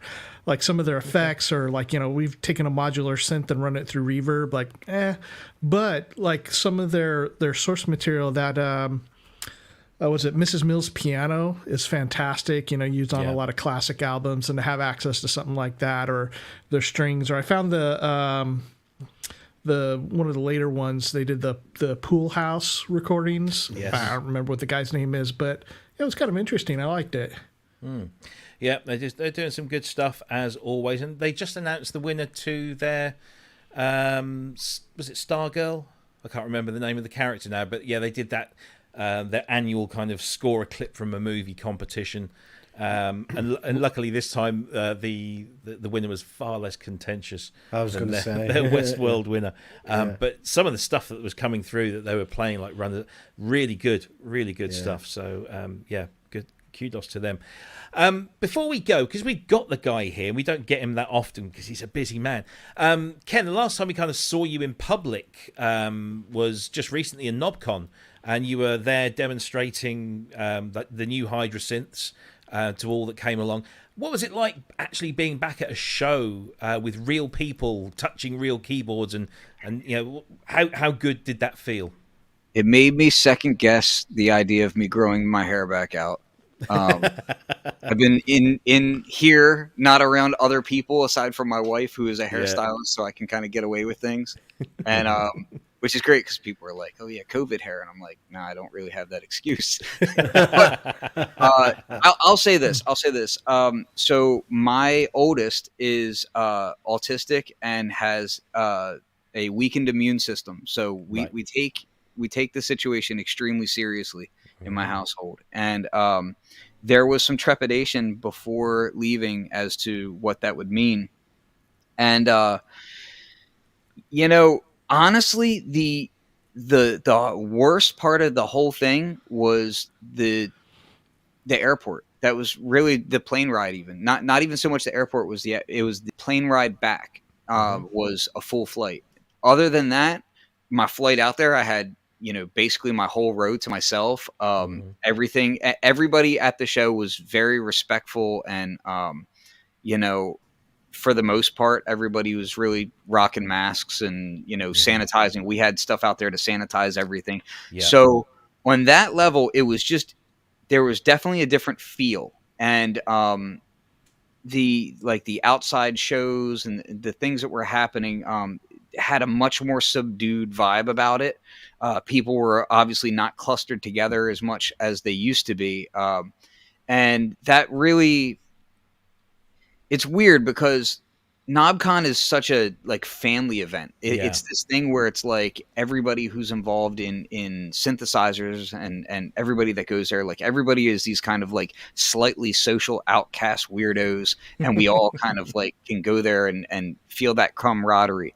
So for it to be subdued is kind of fine. That's how it was years before, but at the same time, it was also man, you kind of want to get that more of that connection just because of that. Knobcon, I hope and pray, will never be NAMM. I love the fact that it's more intimate and just a very tight-knit group of people. And so it was a little bit sad on Sunday when it wasn't near. I mean, we had maybe 30 people come through on Thursday or on Sunday. So it was really slow Sunday. Saturday was okay though. But it's one of those things where it's we're still living in that world, and you have to be careful. And at the same time, you're like, man, I really miss this. I know some people are not into the whole trade show vibe and all that, but me personally, I love it. I love getting to see what people are working on, what people are passionate about. I love the idea of an entire hotel is filled with a bunch of weirdos who all do this kind of thing. Yeah. So you can walk through the lobby at any moment and see somebody playing a violin with a modular synth attached to it, and you're just like, So it was cool, and it was also really surreal the fact that so one of my absolute best friends is Corey from B-Boy Tech Report and Modbat Modular, and he's from Chicago but lives in LA, and this was his first trade show as a manufacturer, and this was my first trade show on the other side of the booth. Normally I would I like to go to trade shows and just kind of see all the people that I've been working with and then also interview them, whereas this time we were both, and that's how we met, is we both met at NAMM, and here we are both setting up our booths literally side by side. We were neighbors there. Nice. And it was really surreal that it was both of our first booth setups and all that. It's just that was pretty cool. Yeah. How did the Hydrasynth editions go down with the crowd? I would put the argument out there that it was Modbat Modular and ASM were kind of stars of the show. And I don't think anybody would really argue with that. It was really well received, and I think especially when people got their hands on the deluxe, that was my deluxe. When they got their hands on it, they're like, oh wow, this is the layout and everything is really nice, and the key bed improvements are pretty noticeable, and I saw a lot of people who were walking through oh, I'm definitely getting that Explorer, and then they walk up to the Deluxe and they're like, but I also need that. Yeah, I'm hearing a lot of people. I mean, I think Kent Kent Spong has ordered one already. I know Ty Unwin's ordered one. Everyone's really raving about them. The one thing that seems to be getting overlooked, certainly I'm not seeing it mentioned as much as, oh look, there's a small keyboard with polyphonic aftertouch and semi-weighted feel. But this note off velocity as well, which is something we don't see a lot of, and that's getting a lot of it's not getting as much exposure as all the other cool features. But I think that's really cool because I've done sample libraries with note off triggers and samples, and it really does make a difference. I mean, how is that? How does that work, and how's that going? How many patches take advantage of that?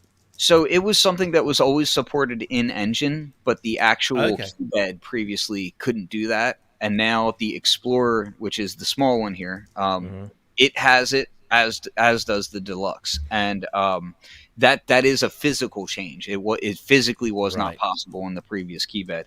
Yeah, I mean, it's something that I toy with in my patches. And I'm in the midst of creating a bunch of new patches now. It's one of those things where it's like when you love your job, you're never working. Yeah. So I've been putting in a lot of hours just working on some patches, and I'm using that to some interesting effect. The other thing that I'm finding is lately I've been seeing more and more people talking about like binaural audio in synths, and with the Deluxe, you can do exactly that because you've got two Hydrasynth engines, and they are not.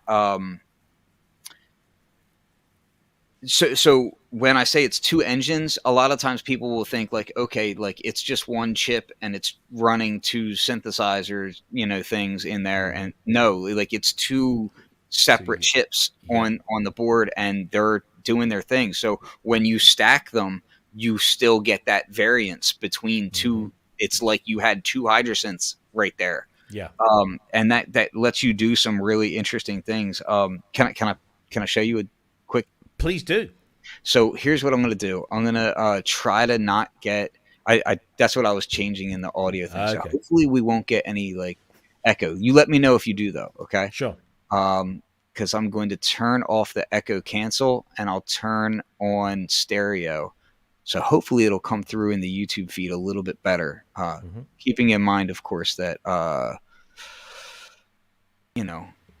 here we go. Okay, so keeping in mind, of course, that YouTube audio streams, I think it's like 140 bits, and that's maximum. Usually it's closer to 90, but we'll see. So you can still hear me okay?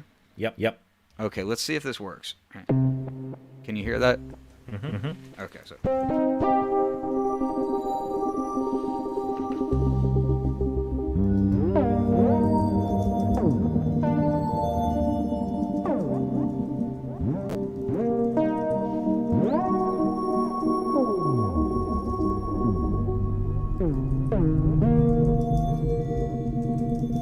So what I'm doing here is I've got these like looping envelopes doing some different things, but the patch is actually it's for all intents and purposes an 8-voice patch because I've stacked them both on top of each other, and I have the lower side going to the left side, the upper side going to the right side, but then I also have some variance in there, and then I also have the ability to use the polyphonic aftertouch to alter both glide and my lower my third oscillator actually, which is this kind of ringing sound. Like, so when you hear it wave in, that's the poly aftertouch.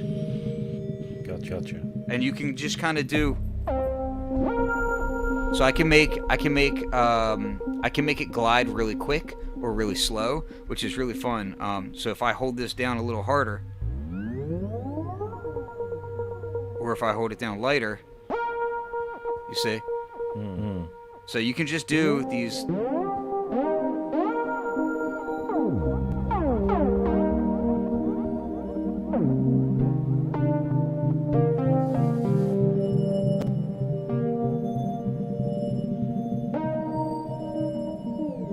And then of course you can, and this gets back to that whole note repeat thing, like the beat repeat stuff. If you listen to the delay that's happening there, it's kind of low. I'm going to bring it up absurdly high. But watch what happens with this.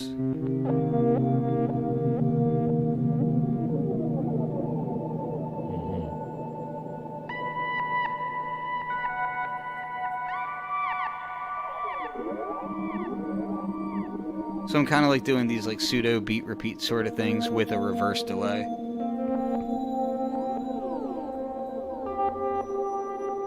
So you could just do like these really beautiful ethereal sounds with it, and it's just like one of those abundance of you just have so much that you can do. You just start like playing around. So I was just like, oh well, let me start doing these weird binaural patches. And I'm getting in trouble. So I use these sorts of things to develop like these binaural patches that are going left and right and up and down, and you can kind of blend in these higher frequencies and have at the same time attenuate it back down with that same sort of pressure and that sort of thing. I've been having an absolute blast creating patches on the Deluxe, because you can use the individual layers in the Explorer or in the the desktop or the regular keyboard version. And you have access to all of that stuff. So when I make something on one, it doesn't mean that it's not useful on the other. I can still kind of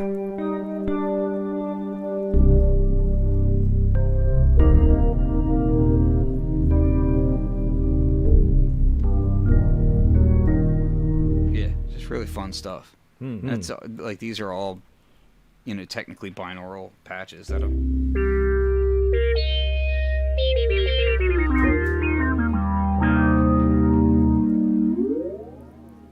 just fun stuff. That's good. Could you change back the audio thing, because I'm getting myself back in my ears? Yeah, give me half a second here. Let me I gotta click this button. Click it. All right, so you should be probably. Sounds good. Yeah, that's better. Yeah, that's really just I hate hearing myself. Me too. That was really cool. Thank you for that. Very impromptu demonstration. It sounds amazing. It really does. The expression. I think everyone knows that I'm a huge fan of expressive synthesizers. I think that's probably one of the most expressive out there at the moment. Definitely. Yeah, I was kind of watching video of the the Osmos. Yeah. And I was looking at it, and I was just kind of watching some of the patches and what were being done in that, and I was like, oh well, I can still do that too. And so like that's kind of where some of the ideas on these other pieces were coming from. I was like, oh well, like they were talking about doing the the weighted portamento, and then I saw another one where there was bowing that was being done with the key travel, and I was like, yeah, I can do that too. And so I started doing some of that stuff and creating like kind of carpless strong bowing effects with it, and that stuff is so much fun. Which don't get it twisted, that Osmos looks awesome too. I'm not poo-pooing that by any means either. I love all of this stuff. So but I was just looking at it and like, okay, well, I can do what the Udo does, and I can do what that does, and like I'm the kind of guy who like, I get my profit, and I'm like, oh, let me make those same patches on here and make them sound identical, and then make them on my I got a System 8 recently. So I started making my profit patches on my System 8 and vice versa, and I just love exploring all those differences, Yeah, no, it's So really cool. Question for you, Ken. We're used to having Kent on the show. That gets Ken. So you do a lot of great patches, showing them on the Hydrasynth group, also like on your Instagram. How does one find those patches? Or is that something that will be released from ASM, or is that something that you'll be releasing? Yeah, that's a good question. The simple answer is there's definitely a lot coming from ASM. Like once we're actually shipping, which will be in November, we should have large banks of the new patches that were made for both of these. Will be out there. If you go to the ASM Hydrasynth Facebook group, we've got a file section in there that's absolutely chock full of patches in there. And we've even had members who are nice enough to kind of compile individual patches into a solid bank. I think we're on maybe like the third or fourth of that. So there's a whole lot of patches in there as well. But in addition to the factory stuff, there will definitely be some more content coming very soon. So we've been quite busy, trying to get things ready for launch. So that's one of those things where it's like, okay, prioritize. So Yeah. No, that's cool. Well, thank you ever so much for that demonstration, and thank you for coming on the show again, Ken. It's always great fun to have you on. Really enjoy having you on, and we'll get you back soon, no doubt. And good luck with the Hydrasynth. It's already a rip-roaring success, and I think the Explorer and the Deluxe are just going to make it even more so. Lots of people are drooling over it already, and rightly so. Yeah. Guys, that's a show. We've got one in the can again. I'd just like to say thank you to all of my co-presenters and our guest Ken. Of course, to everyone that's in the chat room. We've had some new people here, some familiar names for the very first time. I'm looking at you, Lady Aptitude. Welcome, finally, you found us. Please do hit that like button. Please hit the subscribe button and ring the bell. It all helps. We are so close to getting to 1,000 subscribers. We're 78 shows in, and I'm still just staggered as that we haven't quite got. I mean, I think we're all right. I think we're doing okay. Just hit the subscribe button and spread the word. Tell everyone there's this really cool show on the Friday evenings. And we've got some more great guests coming up. Let me tell you who we've got coming up. So next week, and this has been confirmed, I spoke to him just the other day, Steve Porcaro from Toto is going to be on the show next week. An absolute legend, keyboard legend, one of the greatest songwriters of our generation and probably many other generations besides. Steve Porcaro will be live on this show next week, and I cannot tell you how excited I am about that one. The week after that, Kent's back again. We just can't get rid of him. He's like a bad smell. He keeps turning up, but we love him. We love him dearly. And in fact, what I plan to do on October 15th when we have Kent on is really grill him about the Anaglyph, which is his dream synthesizer that he's creating with like a gazillion oscillators and a billion different types of filter or something like that. But we're going to get the accurate information straight from the horse's mouth, and I mean that in the very nicest possible way.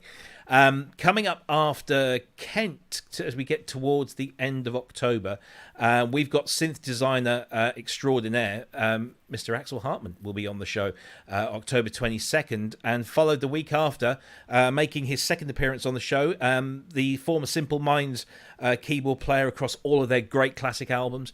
Mick McNeil will be joining us from Scotland towards the end of the month. Following that, on November 5th, we've got Tim Dorney of Republica fame.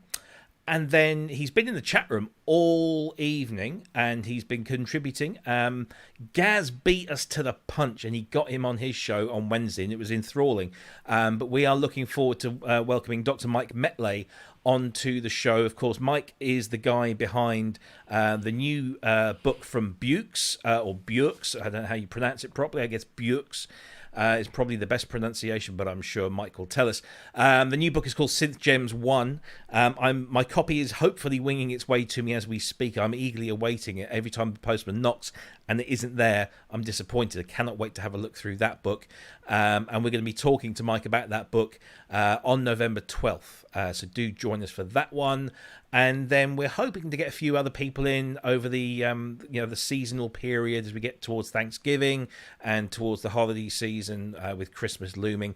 We'll get some more people involved there. But I'm sure you'll agree that's a fantastic lineup of guests, and I'm really excited about pretty much everyone there. Please do make sure that you like and subscribe and hit that bell to get notified. But we're going to be here every Friday evening, 7 p.m. UK time, 2 p.m. on the West Coast, East Coast, 11 a.m. on the West Coast in the United States, and always an hour ahead if you're in Central Europe from us in the UK. So once again, Chris, thank you very much. Have you got anything lined up for the coming week? Just keep doing my sound design stuff. I just did some work for Ziad at Pulsar Modular, and if you check out Sentient Sound on YouTube, I put out a couple of videos. I did like a 4 mini song demo with different styles of music, and then I have a 49-minute kind of walkthrough with the plugin and the demo. So really cool plugin. It's called P42 Climax Line Amp, and it kind of replicates the old Motown Wolf box. I know we've talked about this a little bit before, but just to plug it again, like the Wolf box, which was a kind of a transformer-driven direct box that was used at Motown Records for some of those like classic tones, including those of like James Jamerson. And I've just found this to be a really good sounding, very musical plugin. And so it's low CPU, so I put it on like 36 tracks on this project without it killing my computer. And so I'm just really impressed with it. Yeah, and they're regularly, they're fixing the little bugs as well, which is good to see. They're jumping on those quickly. Ben, have you got any gigs lined up for the coming week? Yeah, we've got two gigs this weekend. Wow. We're on at a place called the Winking Man in Darwin. That's a proper Saturday. Northern pub, the Winking Man. Yeah, well, yeah, but it's in the middle of nowhere. It's near a mountain thing that's called the Winking Man.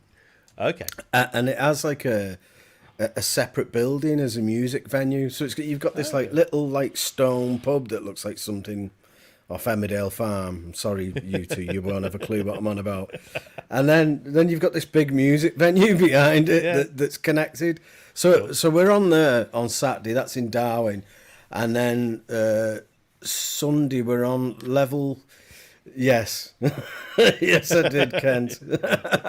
we're on at Level 1 Live, which I think it might be part of the Darwin Live Music Festival. So it's going to be a good weekend as far as that's concerned. And then I've got some original music on the go, so I'm hoping I have 4 tracks in total, and so I'm still working on them when I'm not doing electromantic stuff.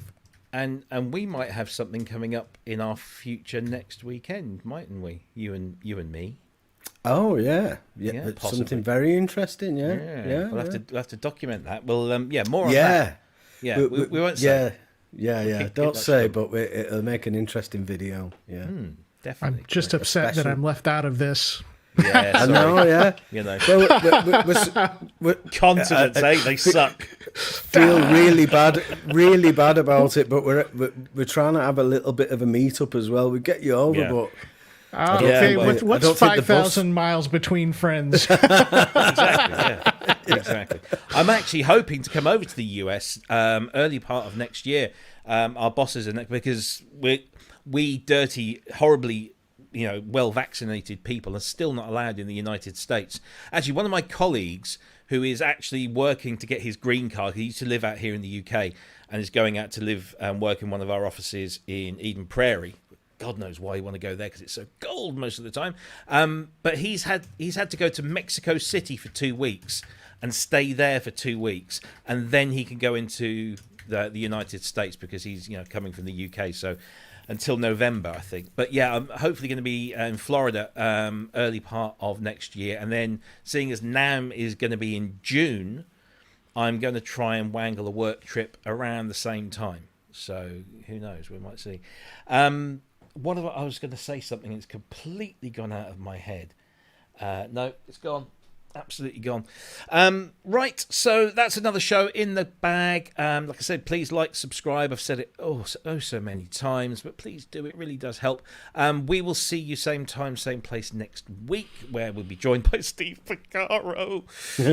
So gen up on your Toto and your Michael Jackson and like literally everything that was good in the 1980s. I only know 2 Toto songs, so that's hard to say that. What? Yeah. 2 Toto songs. 2 Toto songs. Indeed. Yeah, please do join us. And yeah, we'll see you next time round. So thanks once again to all the chatties. Thanks to all my co-hosts and our guest, Ken Flux Pierce. Go and subscribe to his Flux With It YouTube channel. There's a great... So the SQ80 video is really cool. The comparison one. I'll be posting a lot more content very soon. I've been pretty busy, so I haven't been as active on my channel. I did an interview with Gary Chang recently that was really good.